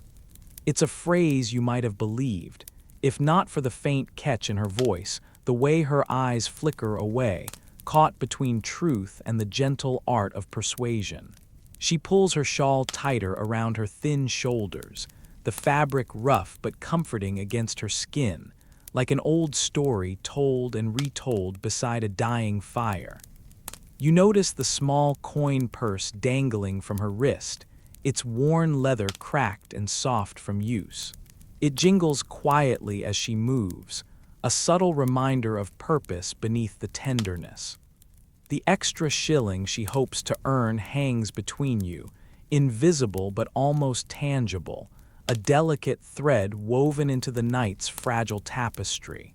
You watch her closely, noticing the subtle play of light and shadow on her face, the way the gaslight glimmers like a quiet confession in her eyes, reflecting a world where hope and hardship dance side by side. Her words, sweet and soft, carry the weight of so many whispered promises made and broken along these same lantern-lit streets. It is, in its own strange way, a small moment of bitter poetry, a tender lie wrapped in the warmth of longing, spoken just for a shilling more. As you listen, the city breathes around you. The gaslight flickers once again, casting a brief, shivering glow before settling into steady amber. The girl's presence lingers, a soft echo in the night's quiet symphony, and you find yourself caught between the comfort of her whispered words and the silent understanding that in this place, sometimes even the sweetest lies have their own kind of truth. You find yourself standing just outside a narrow, crooked doorway, tucked between two soot-stained brick buildings in a shadowed alley where the sun seems hesitant to linger. The air is thick with the faint, bittersweet scent of damp stone and decaying leaves, mingling quietly with the sharp tang of something metallic and faintly medicinal. A single, flickering candle burns low inside, casting long, trembling shadows against the cracked plaster walls. This is no ordinary room, and you know even before you step inside that it holds secrets too heavy to be spoken aloud. As you cross the threshold, the musty warmth wraps around you like a threadbare shawl, its fabric embroidered with silent stories. The floor beneath. Your feet creak softly, the boards worn uneven from years of hesitant footsteps. You move slowly, as if not to disturb the stillness here, the kind of stillness that hums with the weight of whispered fears and hushed sorrows. This is a place where what could not be named, the pregnancies born in silence, the STIs that whispered shame in the dark, the broken girls sent away, is held almost reverently in its unspoken embrace. In one corner, a battered wooden table groans softly under an assortment of rusted metal tools, scalpels dulled by time, tongs warped and twisted, thin needles bent like fragile bones. The instruments are stained with the patina of many years. Their edges soften not by care, but by neglect, whispering of hands that have trembled over them in desperation and quiet dread. You can almost feel the cold, unsteady fingers that once gripped them, fingers not unlike your own, trembling with the weight of impossible decisions. The doctor arrives, a figure wrapped in a coat too heavy and too dark for the warm, stale air, his boots scraping lightly against the stone floor. His eyes are shadowed by weariness, and there's a tremble in his hands that speaks of 1,000 hidden stories too painful to share out loud. He doesn't speak much, words are expensive here, and silence is the currency of survival. His presence is more felt than heard, like the faint rustle of leaves or the hesitant sigh of wind through cracked shutters. You notice how carefully he handles the tools, as if they were fragile relics from another life. The rusted edges catch the weak candlelight, throwing back dull reflections that dance like ghosts on the peeling walls. There's a faint scent of iodine and something earthier, perhaps a faint trace of the herbs and tinctures he's been known to use when more conventional remedies have failed or been denied.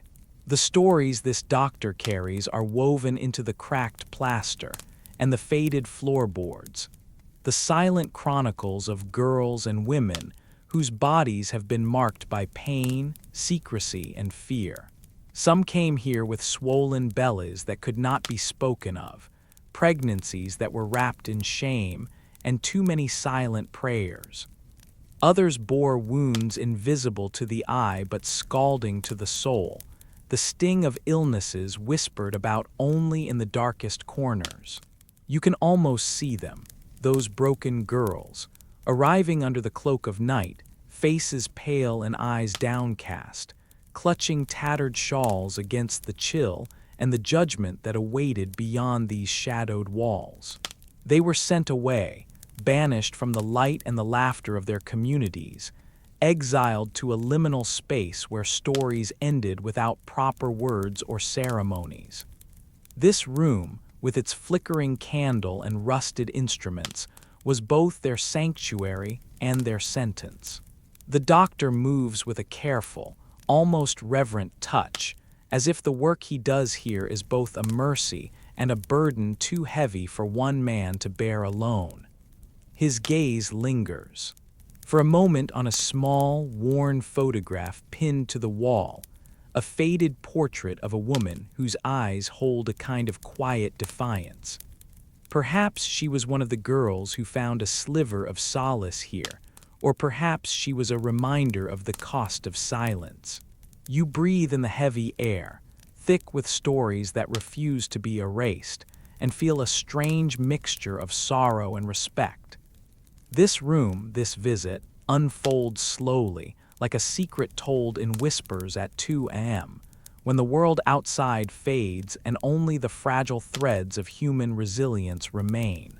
It is a place where what could not be spoken finds a voice in the trembling hands of a back-alley doctor, and the silent shadows cast by rusted tools and flickering candlelight.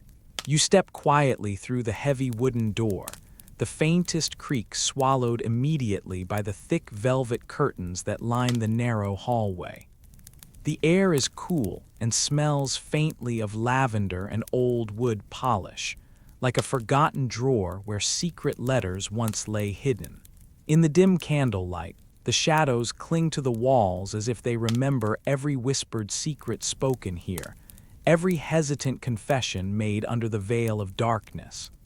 This place, despite its ornate veneer of silk and satin, harbors stories that drift just beneath the surface, like ripples on a still pond, barely noticed but impossible to ignore if you pay close enough attention. The low hum of muffled voices and discreet laughter echoes faintly from behind closed doors. But tonight, something is different. The usual mirth feels fragile, brittle, as if holding its breath.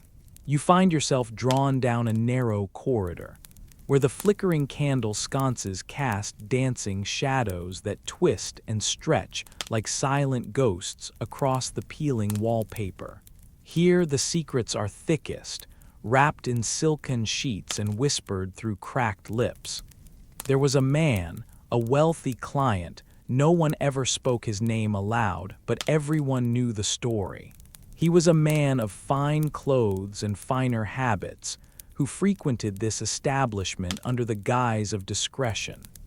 His visits were punctuated by the clink of crystal glasses and the soft rustle of paper money exchanged with a practiced, almost resigned air.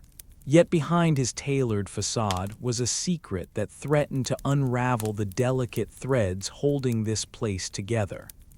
One restless night, the quiet was shattered, not by shouts or scandalous exposure, but by a whispered confession, barely audible above the crackling of the fire. The man was caught not by the law, but by a chance encounter that left him exposed in a moment of weakness, vulnerable behind the mask he wore so well. The details are hazy, cloaked in euphemism and silence, but the weight of what happened shifted the atmosphere here forever. No one spoke openly about it. The madam, a figure as imposing as she is enigmatic, made sure of that. Her presence was both a shield and a sword, a quiet enforcement of discretion that kept prying eyes and tongues at bay. She moved through the halls with an unhurried grace, the folds of her dark dress sweeping softly across the polished floor, her eyes like polished jet, calm and unreadable. Then there was the girl who disappeared, a delicate thing, barely more than a whisper herself. She was known for her soft smile and the way she folded her hands in her lap like a secret kept close. Her laughter was a fragile bell, ringing only when she thought no one was listening. One evening, she simply didn't come down for her usual appointment, and the bed in her room lay untouched, the sheets undisturbed as if waiting for her to return. Whispers began to gather in the corners, half-formed rumors like the flutter of moth wings in a darkened room. Some said she had run away, frightened by something she saw or someone she knew. Others suggested darker possibilities, but no one dared say them aloud. The madam's silence was a deliberate shroud, a quiet refusal to let the story unravel further.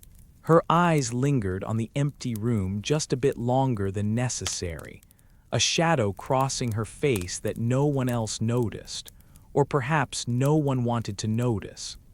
And then there was the suicide, hushed up like a fragile candle flame snuffed before it could draw attention. The girl who ended her own life did so in the confines of these walls, an act wrapped in sorrow and silence.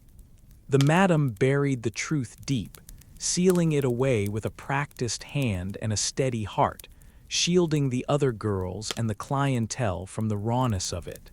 The corridor outside that room is colder, the air heavier, as if the walls themselves remember the weight of grief that lingers there like a faint perfume. No one talks about it, not openly. But the silence carries its own language, a shared, unspoken understanding between those who live here, weaving a tapestry of quiet mourning and collective avoidance. You can almost feel the stories pressing against the doors, yearning to be told, but the rules here are simple. What happens inside stays inside. The madam's shadows stretch long across the floor, a quiet sentinel guarding the fragile peace. Everyone knows, but no one speaks. The secrets are kept like fragile china, wrapped carefully in layers of silence and careful glances. As you stand in the soft glow of the candlelight, the distant sound of footsteps reverberates softly through the hallway. They are slow, deliberate, measured. A reminder that here, every step is a step taken with caution, every word weighed and measured before it escapes into the night. The past is never far beneath the surface, a silent partner in the whispered conversations that drift through the air like fading incense. You take a deep breath, the scent of sandalwood and something faintly metallic in the air. The shadows seem to lean in a little closer, listening. You lie down here in the quiet, among the secrets and the silence, knowing that what is left unsaid is often the heaviest story of all. You lie back against the cool, uneven stone wall of the chamber, your breath slow and steady. As you let your thoughts drift to the quiet corners where the tender shadows gather, those small, unseen places where the weight of unspoken sorrow lingers softly, like the faintest whisper of candle smoke curling toward a darkened ceiling.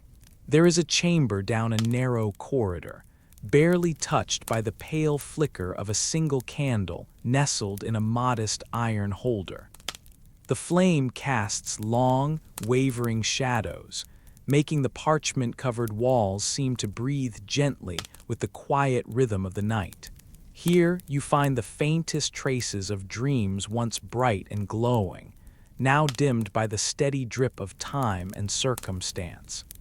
In this tucked-away room, a young woman named Alara sits huddled by the window. Her fingers, pale and delicate, trace the cold glass, watching the silver sheen of moonlight ripple over the garden beyond. Once she sang like a lark at dawn, her voice light and spilling like crystal water over hills and streams. A song of weddings, new beginnings, and the tender promise of love in bloom. But now her voice is silent, a fragile secret tucked away inside the folds of her heart, as if the songs themselves have been swallowed by thick shadows. Her dreams of marriage, once alive with the soft warmth of hopes and fragrant with the scent of blooming jasmine, now lie folded and forgotten like a delicate silk handkerchief, pressed between the pages of a book long closed. You imagine the quiet evenings she spends alone, the candlelight flickering low as she traces the faint outline of a wedding ring on a worn, brass key, a token given in a time when promises still felt unbroken. Nearby, in the chest of drawers, there is a small, carefully carved wooden box.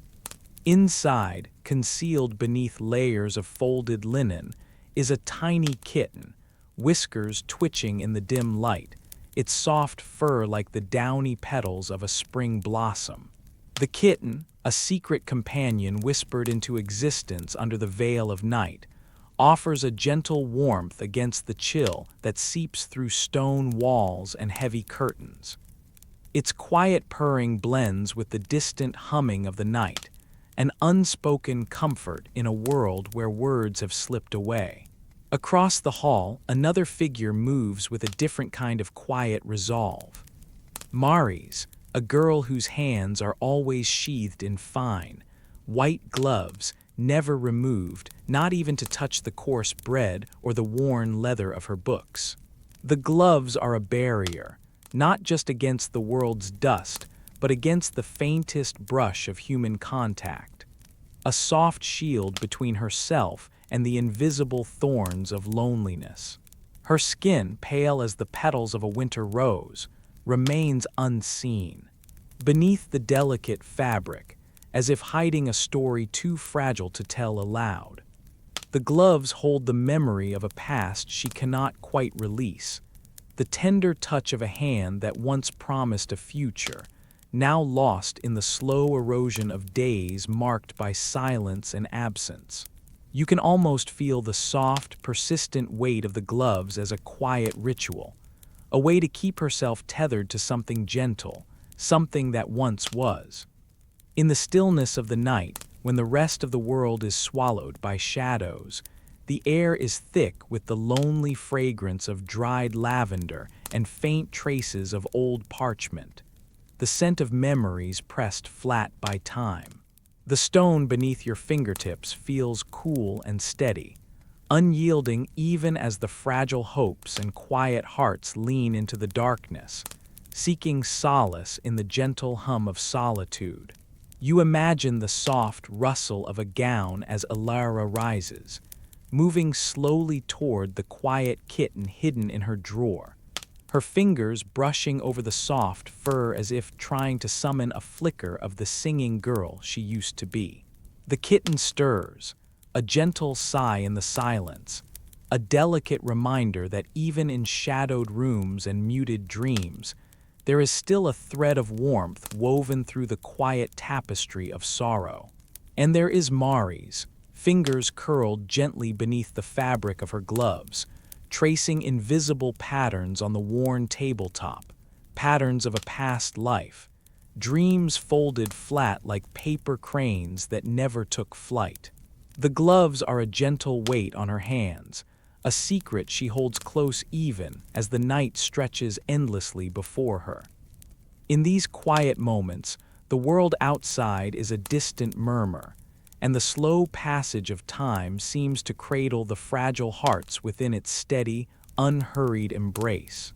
As you lie back once more, the faint scent of lavender and old stone mingles with the soft, comforting weight of silence, and you feel, just for a moment, the bittersweet ache of dreams that once shone bright and now shimmer faintly, like distant stars in a wide, dark sky.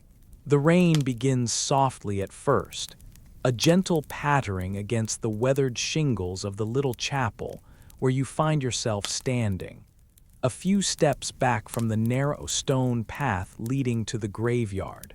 The air is cool and damp, carrying the fresh, earthy scent of wet soil and moss, a quiet, steady presence that seems to settle around everything like a whispered hush. You pull your cloak a little tighter around your shoulders, feeling the weight of the damp fabric, the faint chill threading through it like a secret. Ahead, the wooden door of the chapel creaks open just enough to let in a slim shaft of gray light, muted by the heavy curtain of rain. You slip inside, your footsteps softened by a thick worn carpet, soaked slightly but still comforting beneath your boots. The room smells faintly of beeswax and old parchment, a delicate mix that seems as timeless as the stone walls themselves. Along the far wall, a single candle flickers, its flame trembling gently, casting long, wavering shadows that reach out like fingers across the rough-hewn pews. You take a seat near the back, folding your hands in your lap, your breath slow and steady, almost blending with the lull of the rain outside. The funeral is quiet, almost unbearably so. No grand eulogies, no hymns sung with bold voices. Instead, there is only the soft murmur of a few voices, whispers, really, like a gentle breeze rustling through autumn leaves. The priest speaks in low tones, his words carried with a solemn grace that doesn't intrude, but rather invites you to lean in, to listen deeply. There is no mention of a name, no engraving to mark the resting place that lies just beyond the chapel walls. Instead, there is only the small mound of earth, still fresh and dark, cradled by the steady rain. You step outside when the ceremony ends, the steady drizzle now a soft curtain that parts to reveal the graveyard, the stones mottled and worn by time and weather. The headstone before you is simple, unadorned, and without inscription. Just a smooth slab of gray, cool, and slightly slick under your fingers as you reach out to touch it. The rain beads and rolls down its surface, as if nature itself is mourning in quiet solidarity. The scent here is heavier, damp stone mingled with the faint tang of wildflowers and distant pine. You can almost feel the weight of countless stories hidden beneath the earth, secrets held in the silence between the raindrops. Nearby, two girls stand close together, their faces pale but serene. Their eyes are bright with unshed tears, reflections of the candlelight they hold between them, small flames flickering bravely against the damp. They speak in hushed tones, their voices a soft current carrying memories you cannot quite catch, but feel settling in your heart like a tender, bittersweet lullaby. One of them steps forward and kneels by the unmarked stone, placing the candle down gently on the wet ground. The flame flickers, casting a warm glow that briefly pushes back the shadows and the rain. You watch as the candle's light begins to soften the hardness of the stone, transforming it from a cold slab of memory into something more. A quiet testament, a promise kept. The girls tell you, almost in passing, that one of them lights a candle here every year, on this same day, no matter the weather.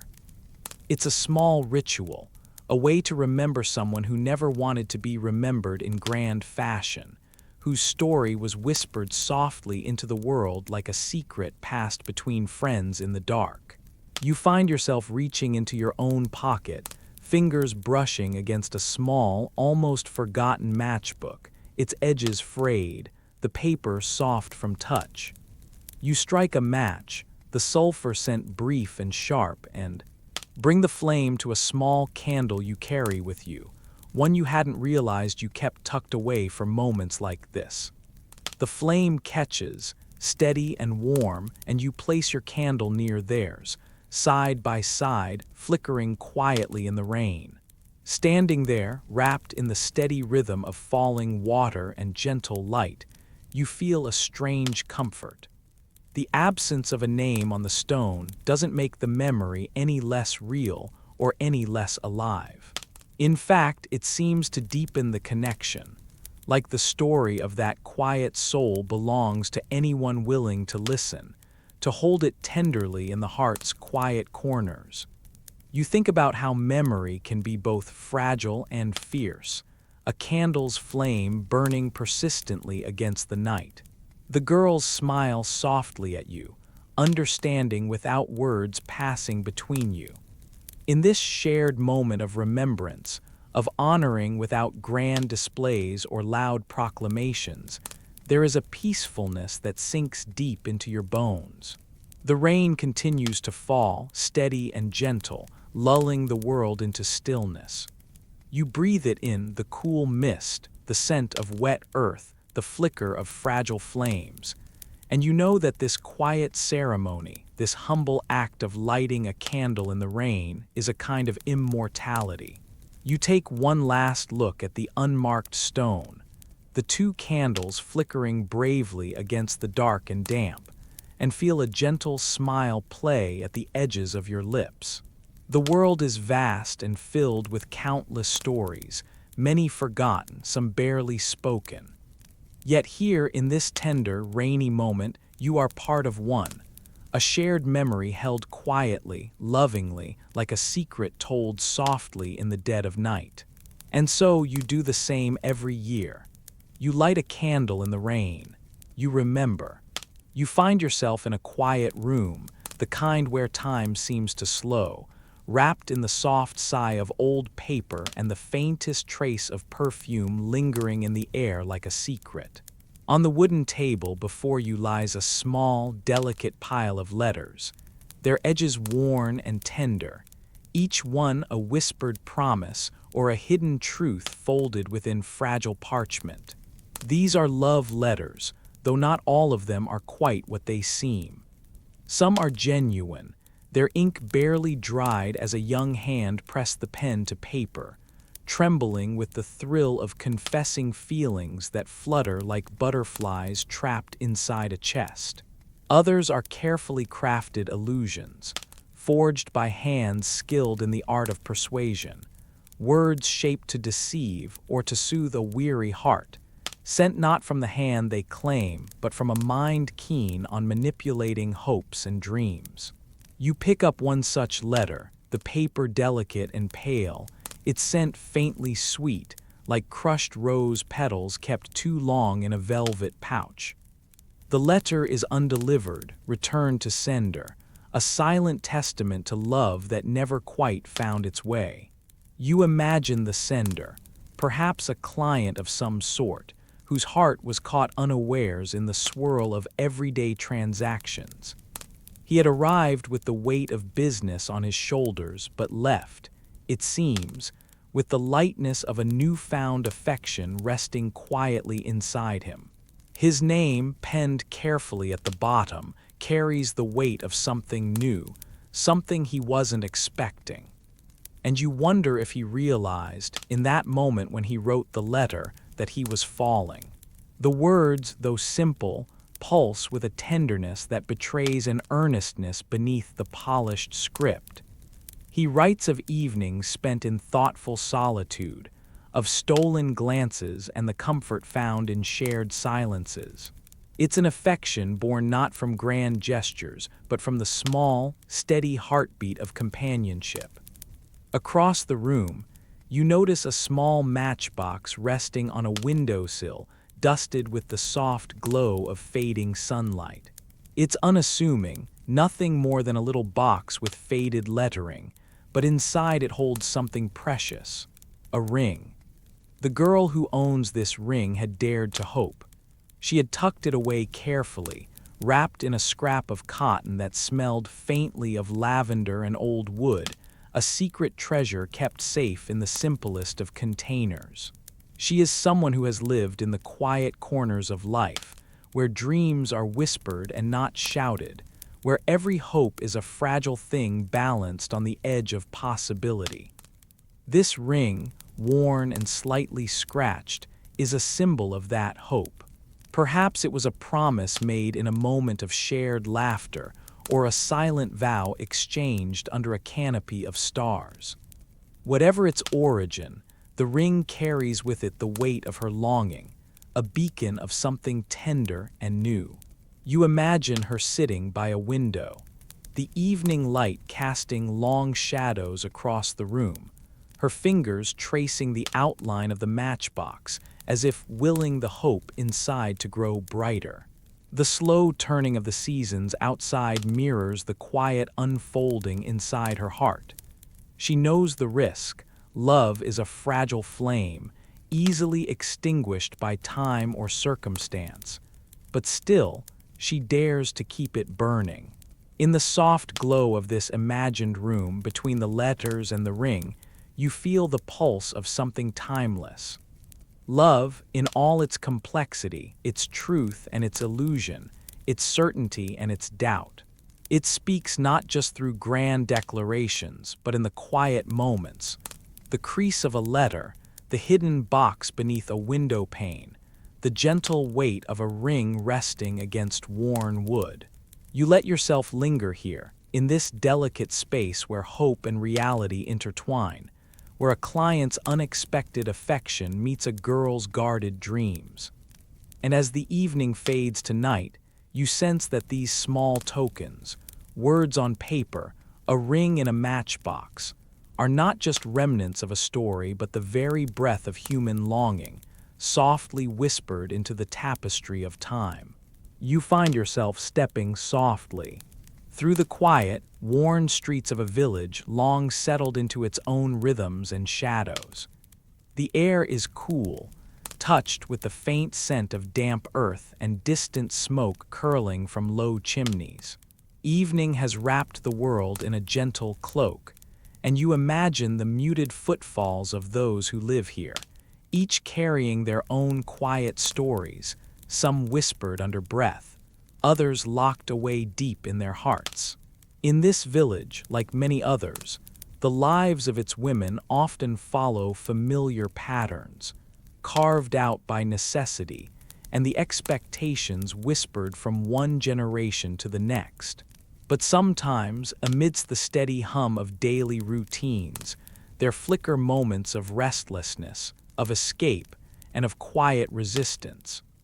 There was one girl whose name you never quite catch, only the memory of her hurried footsteps echoing on the narrow lane. She was young, with a restless energy that stirred beneath her calm exterior, as if the very walls of the village pressed too tightly against her. One evening, beneath a sky heavy with stars just beginning to bloom, she decided to run. She slipped past the familiar faces, the low wooden fences, the soft rustling of leaves. Her breath was quick but hushed, her heart drumming a secret rhythm only she could hear. The cobbles beneath her feet felt uneven and strange, and every shadow seemed to hold a story waiting to catch her. She thought, perhaps, of freedom, a strange and distant idea, like the scent of a flower she could almost remember but never quite grasp. But the night was not hers alone to command. The village, with its tight-knit eyes and whispered warnings, soon caught up. Hands, gentle but firm, found her before the moon had fully risen. They brought her back, not with anger, but with a quiet sorrow that settled like a heavy blanket around her shoulders. There were no words spoken aloud about where she had been, or what dreams had pulled her away, only the shadowed silence of a girl who returned quieter than before, her gaze lowered, her steps slower. In this way, the village held its stories close, folding them into the fabric of everyday life. Another girl, close by, found her path less turbulent but no less shaped by the invisible boundaries around her. She married a butcher, a man with hands thickened by work and a scent always tinged with iron and wood smoke. Their home was filled with the steady rhythm of cleaving and chopping, the sharp tang of fresh meat mingling with the scent of herbs hung to dry in the kitchen. It was not the kind of story that bursts forth in song or tale, but one of quiet endurance and strange comfort. The butcher's presence was solid, a grounding force amid the uncertainties that often swirled just beyond the village borders. She learned the pattern of his work, the moments when his grip tightened as he labored, and the times when. His eyes softened, watching her through the fogged windows of their shared life. Her days settled into a slow unfolding, marked by the rise and fall of smoke from the hearth, the gentle clatter of pots, and the steady beat of a life lived in measured steps. There was no great escape here, no sudden flight into the night, only the whisper of flames, the scent of cured meats hanging like silent witnesses, and the quiet acceptance of a path chosen, or perhaps simply endured. Further down the path of these stories, you find another, carried on the faintest breeze of letters no one ever quite received. This woman, unlike the others, held her dreams in the form of silver coins and folded notes, sending all she could spare to a brother who had set his own course beyond the village's shadowed borders. She pressed these gifts into the hands of passing travelers, wrapping them carefully in cloth scented with lavender and thyme, hoping they would find their way. But the replies she longed for never came. The pages remained blank, the silence stretching vast and unbroken, like a night sky without stars. She waited, folding her hope into the slow rhythm of days marked by the creak of wooden doors and the soft rustling of leaves outside her window.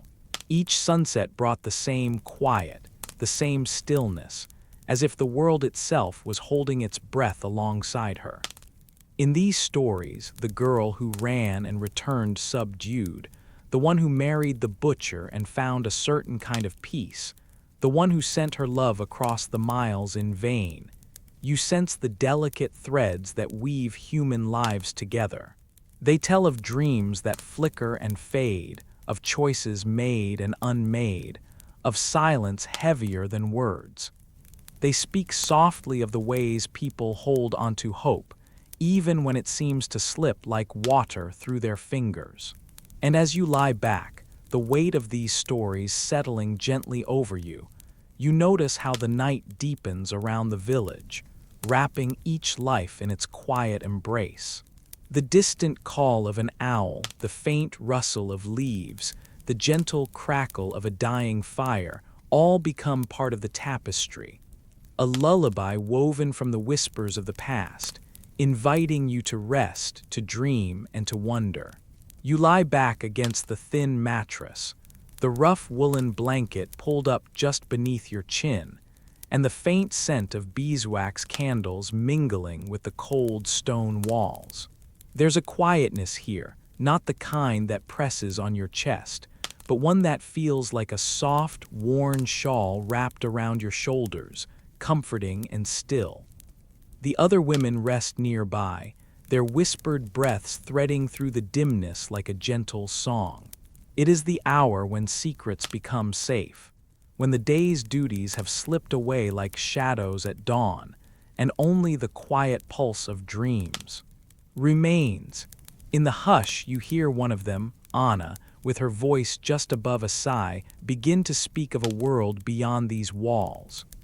Her words are cautious, as if afraid to disturb the fragile stillness, yet they carry a flicker of something warm and hopeful.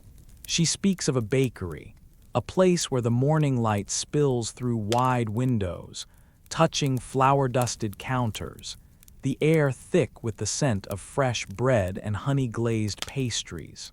You can almost feel the soft, powdery touch of flour on your fingers, the warmth of the oven's embrace, the golden crust of a loaf as it cracks beneath your careful hands. A bakery where the jangling of a little bell above the door signals the arrival of friends and neighbors, each one greeted with a smile and a slice of something sweet. Another voice, quieter but no less certain, joins in. It is Miriam, who imagines a small bookshop nestled in a lane lined with cobblestones worn smooth by countless footsteps. The shop is dimly lit by gas lamps, their glow flickering like fireflies caught in glass, and the air is thick with the musk of old paper and ink. You see the shelves heavy with leather-bound tomes, their spines cracked and worn, holding stories that whisper their secrets to those patient enough to listen. Here, you imagine running your fingers along the smooth edges of parchment, flipping through pages that have cradled the thoughts of dreamers long gone. In this quiet sanctuary, time slows, and every visitor becomes a fellow traveler on a journey woven from words. The last voice threads through the room, soft and tentative. It is Sarah, who dreams of a house, a small, sturdy home with a door painted the deepest red you have ever seen. The kind of door that feels like an embrace, bold and welcoming against the pale stone walls that frame it.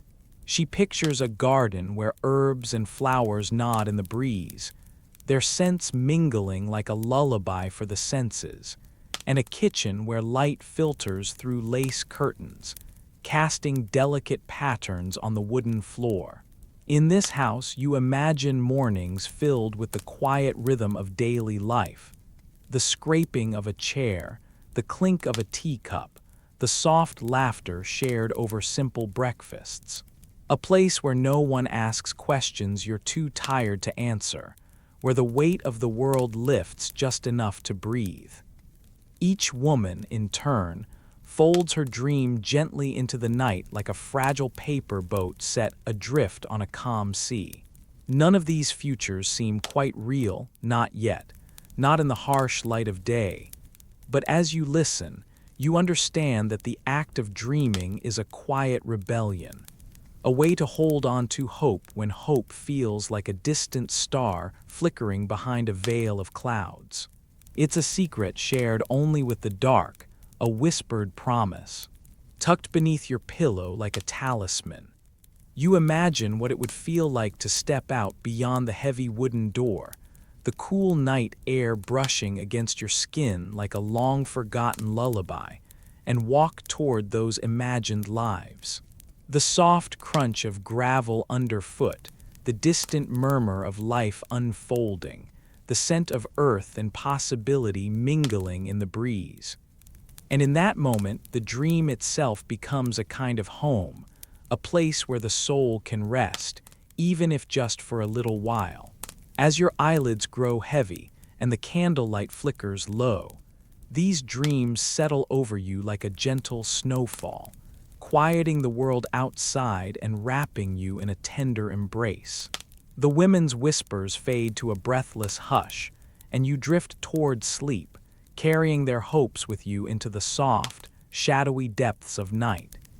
Years have turned their quiet pages, folding moments into memories as gently as the softest breeze stirs fallen leaves. Imagine now the passage of time resting on a woman's shoulders, her steps slower, quieter, as if she carries the weight of many whispered stories beneath her breath. You see her approach, not with urgency but with something far gentler, a delicate curiosity that pulls her, almost like a faint melody drifting through a long-forgotten room. Her hair, once thick with the vibrant hues of youth, is now touched with silver strands that catch the mellow afternoon light, cascading softly like whispers of smoke from a dying ember. The sunlight filters through the lace curtains of nearby windows, casting dappled patterns across the uneven cobblestones underfoot. There's the faint scent of damp stone and aged wood mingling with the delicate sweetness of wildflowers growing in the cracks, nature's quiet reclamation of forgotten places. She pauses just a few steps away from the old building, now weathered but still standing, its faded sign swinging gently on rusty hinges. The peeling paint reveals layers of years past, each one a silent witness to the laughter, the sighs, and the secrets once held within those shadowed walls. The heavy wooden door, scarred by time and touch, seems to breathe softly in the sunlight, as if still awaiting the footsteps it once knew so well. For a moment, the air around her thickens with the ghosts of candles long since extinguished, the faint aroma of beeswax and incense lingering like a tender embrace. You can almost hear the murmur of quiet conversations, the subtle rustling of silk against skin, the gentle clink of porcelain cups filled with something warm and bittersweet. It's a place where time folded in on itself, where laughter and sorrow dance together beneath flickering candlelight. Her gaze lingers on the windows, tracing the shapes of shadows that no longer move, the corners where laughter once twined itself like smoke around fragile crystal. You feel the soft ache of nostalgia, not sharp or bitter, but a warm, tender sadness, like the fading notes of a lullaby just out of reach. There is a story there, woven into the very fabric of the bricks and mortar, stitched with threads of longing and fleeting joy. The woman's fingers, gently curled against the weight of a worn coat, brush lightly against the rough stone of the building, as if trying to touch the past through the coolness of the present. For a heartbeat, she is transported back to the candlelit rooms, the whispered names, the glimmer of eyes catching fire in the glow of soft lantern light. She carries the scent of jasmine and patchouli in her memory, the taste of stolen moments sweet as honey on the tongue. But time is a patient thing, and the moment passes as softly as a sigh, never loud, never insistent. With a gentle exhale, she turns away, her footsteps retreating slowly along the uneven path. The sun dips lower in the sky, casting long, stretching shadows that fold over the stones like a comforting shawl. The old building remains, standing quietly in the hush of evening, holding its secrets close and breathing softly beneath the settling dusk. As she walks on, the world around her hums with the gentle rhythm of the present, birds settling into their nests, the distant murmur of city life dulling to a whisper. The scent of the earth after rain drifts through the air, mingling with the faintest trace of memory. You watch her retreating figure, feeling the tender pull of nostalgia wrap around your own thoughts like a well-worn quilt, comforting in its quiet familiarity. And though she does not look back again, the moment lingers softly between you, a delicate pause in the endless flow of time, a fragile thread connecting past to present, a whispered goodbye carried on the still evening air. You stand quietly in the doorway, the faint creak of the old wooden floor beneath your feet the only sound in the stillness. The house is empty now, its rooms stretching out like silent lungs, breathing only the faintest sighs of memory. The air is thick with the scent of worn paper, the faintest trace of dust mingled with something more elusive. Perhaps the lingering perfume of a long-gone visitor, or the subtle musk of old wood settling into itself after decades of watchful silence.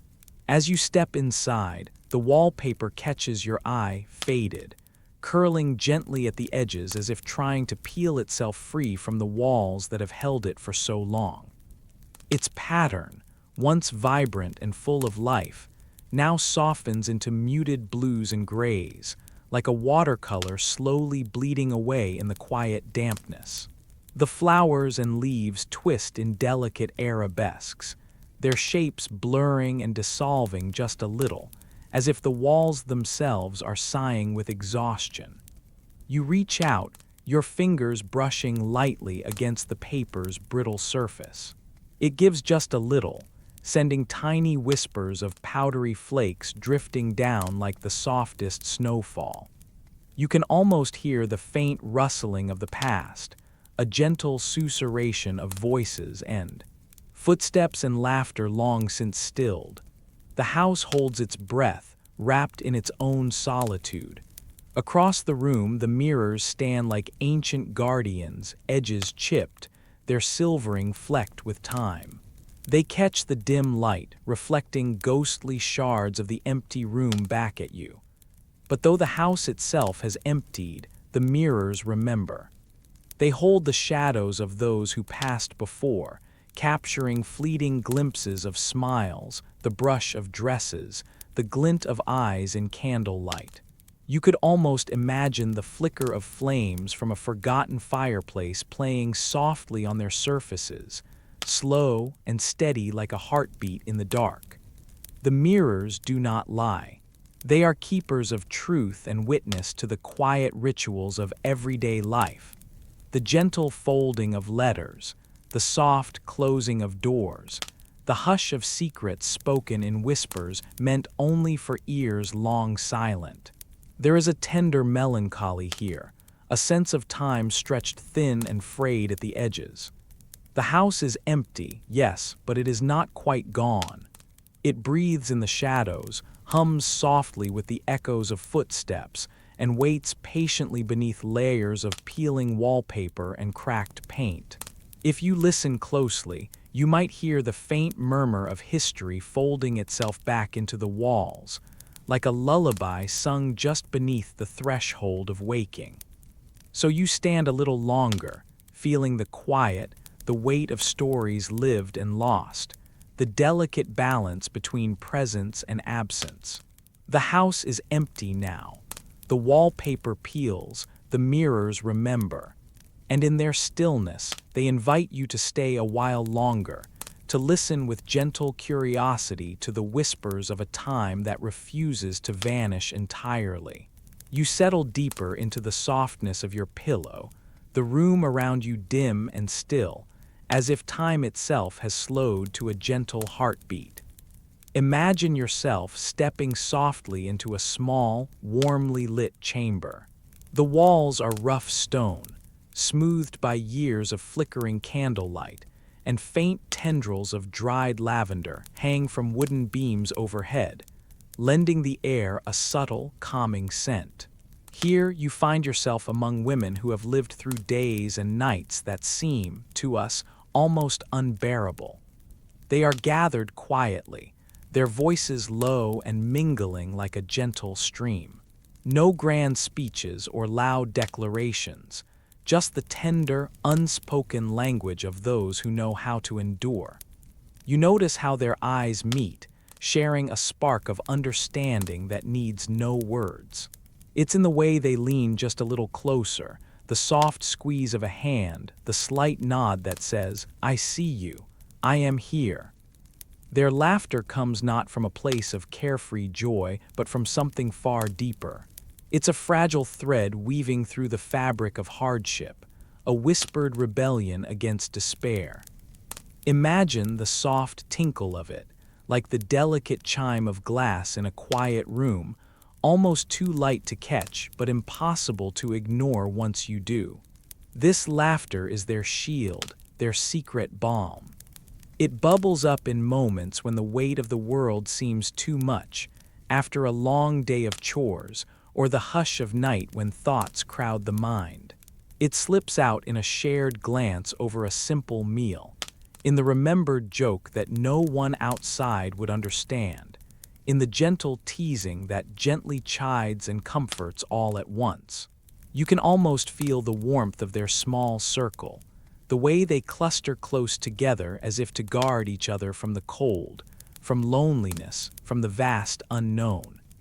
Their hands move with quiet purpose, braiding hair, darning worn fabric, passing around a cup of herbal tea whose aroma of chamomile and honey drifts through the air like a soothing whisper.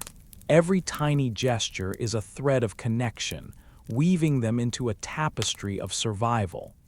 There is resilience here, but it's not the loud, brash kind.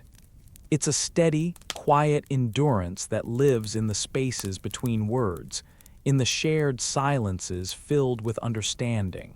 You can almost hear the unspoken stories carried in their eyes, the memories of loss, the flashes of hope, the small triumphs no one else sees. Sometimes one of them hums a soft tune, the notes barely audible but carrying the weight of history, a lullaby passed down through generations. You imagine how this music, tender and slow, would ripple through the room, wrapping everyone in a gentle embrace. Comfort, you realize, was this group's kind of magic, a lifeline cast in whispers and touches, in shared breath and soft laughter. When one of them falters, the others are there, not with grand gestures but with a quiet presence, a hand resting on a shoulder, a blanket drawn close. The simple act of being near enough to remind each other that none of them are truly alone. You feel the significance of these moments, the small sparks of humanity that burn quietly in the dark. Picture how they would sit together in the evenings, when the wind outside moaned through cracks in the stone, and the shadows from the flickering fire danced against the walls like secretive spirits. They might recount stories from earlier days, tales tinged with humor and sorrow, their voices low and gentle, meant only for each other. These stories helped stitch their fractured worlds back together, piece by patient piece. They weren't just stories, they were lifelines, handed down with careful care, a way of remembering who they were beyond the hardships. Each shared memory, each whispered confidence was a thread in the delicate web that held them together. You might imagine the scent of smoldering incense, or the sweet, earthy aroma of herbs drying nearby, mingling with the faint musk of worn leather and wool. All these sensory details ground you in their world, reminding you that survival was not merely a matter of enduring hardship. It was about finding moments of softness and connection amidst the rough edges. There's a quiet, dignity in their resilience, a gentle fierce strength that carries no need for grand declarations or outward shows of power. It is enough that they hold one another up. You sense their patience, their acceptance of small pleasures, like the taste of fresh bread or the feel of warm sunlight on skin after a long winter. These little comforts were acts of resistance, tiny victories in a world that often demanded their silence. As you listen to the steady rhythm of their whispered conversations, the soft creak of wooden benches, the sigh of fabric shifting, you feel an odd mix of peace and melancholy washing over you. Here in the hush of this shared space, you glimpse the profound humanity of these women, their laughter as delicate as candle flame, their endurance as steady as stone. And as you lie back, eyes half closed, your breath slow, and even you carry with you the quiet truth they embody. That survival is not just about holding on to life, but about carving out moments of light, of laughter, of comfort, in the spaces between suffering. It is a gentle kind of heroism, whispered in the dark, felt in the warmth of a shared touch, and remembered long after the candles have burned low. You lie down slowly, your body sinking into the familiar contours of your own bed, a bed that's neither grand nor velvet-lined, but perfectly yours. The soft rustle of the sheets whispers a gentle welcome as they settle around you, wrapping you in a quiet embrace that's both simple and profound. The mattress holds you tenderly, like an old friend who knows the exact shape of your rest, cradling you just enough to feel safe, but not so much that you forget the gentle reminder of your own quiet heartbeat. The room around you breathes with a calm that's hard to find anywhere else. The dim light of a single lamp spills a buttery glow along the walls, casting long, sleepy shadows that flicker softly like dancers in a slow, languid performance. You catch the faint scent of worn cotton and something faintly earthy, maybe the memory of last night's rain lingering in the curtains, or the subtle trace of your favorite lavender oil on the pillowcase. It's a smell that feels like being home, the kind of smell that wraps around your thoughts and tucks them in for the night. Slowly, your fingers reach out and brush the cool, smooth surface of the bedside table, where a small glass of water glistens, catching the lamplight like a quiet promise. The world seems very still here, as if all of its clatter and rush has finally paused just for you. Beneath the soft fabric of your sheets, you feel your heartbeat steadying, a deep, reassuring rhythm that matches the calm pulse of the evening. Outside your window, night has settled completely. The moon's silver light spills through the glass, painting pale patterns on the floorboards. You can almost hear the soft sigh of the night air as it brushes past the leaves just beyond the window pane. It's a sound so delicate, so tender, that it feels like a lullaby whispered through the trees, a secret melody meant only for those who listen closely enough. Your breath begins to slow, dipping down into a quiet cadence. Each inhale tastes faintly of cool air and the subtle warmth of your own body. It's a rhythm that feels natural and easy, like the gentle rocking of a cradle or the soft pulse of a slow-moving river. You notice the faint pressure of the blanket across your chest, neither too tight nor too loose, but just enough to remind you of your own existence here in this peaceful moment. The quiet is so deep that you can almost hear the faintest sounds of your own thoughts settling down, folding in on themselves like parchment, closing softly after a long day of careful writing. You imagine those thoughts as gentle shadows, dim figures receding into the corners of your mind, where they will wait silently until morning. For now, there is only this lull, this soft pause between wakefulness and sleep. You feel the warmth radiating from your body, spreading slowly like the gentle touch of sunlight on early spring soil. It's a warmth that is quietly comforting, the kind that doesn't shout or demand attention, but simply exists, steady and constant. This is your shelter in the night, your quiet kingdom where the world can hold its breath just for a moment. As your eyes grow heavier, and the weight of sleep pulls softly at your eyelids, you imagine the faint flicker of candlelight somewhere not far away. A single flame dancing with the night breeze, casting shadows that seem to pulse with the slow beat of a whispered story. Perhaps it's the same flame that once illuminated countless nights throughout history, flickering gently in the darkness, while people just like you found peace in the stillness.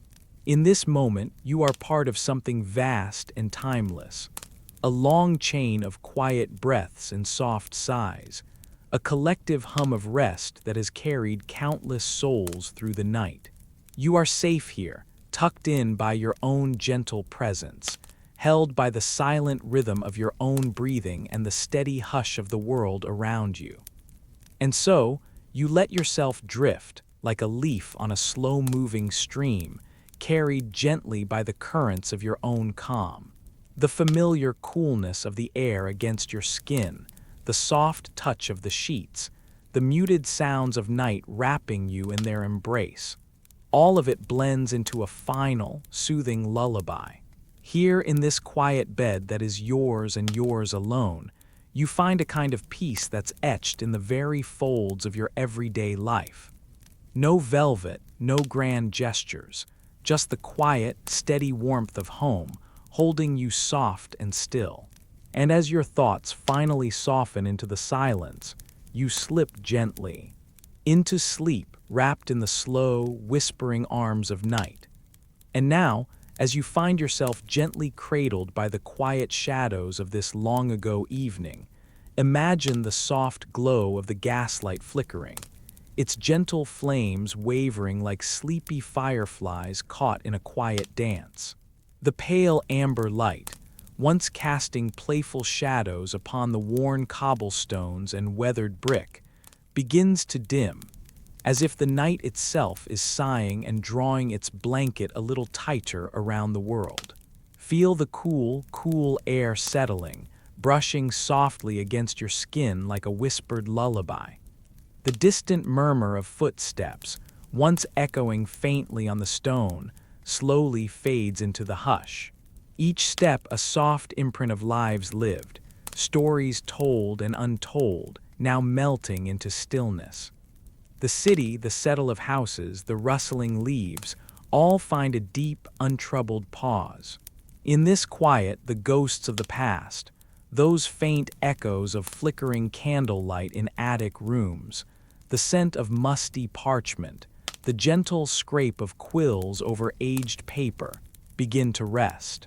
They fold themselves into the corners of memory and time, tucking away their whispered secrets beneath layers of dust and dreams. There is no need to chase them now. They have shared their tales, their moments, and now they drift softly into slumber, like a breath held gently in the night. You lie back, nestled in the calm embrace of history's quiet moments, where time slows and the pulse of the past quiets to a steady, peaceful rhythm. Let your thoughts wander as the dimming light fades gently to dark, like the closing of a book softly placed on a bedside table. Good night.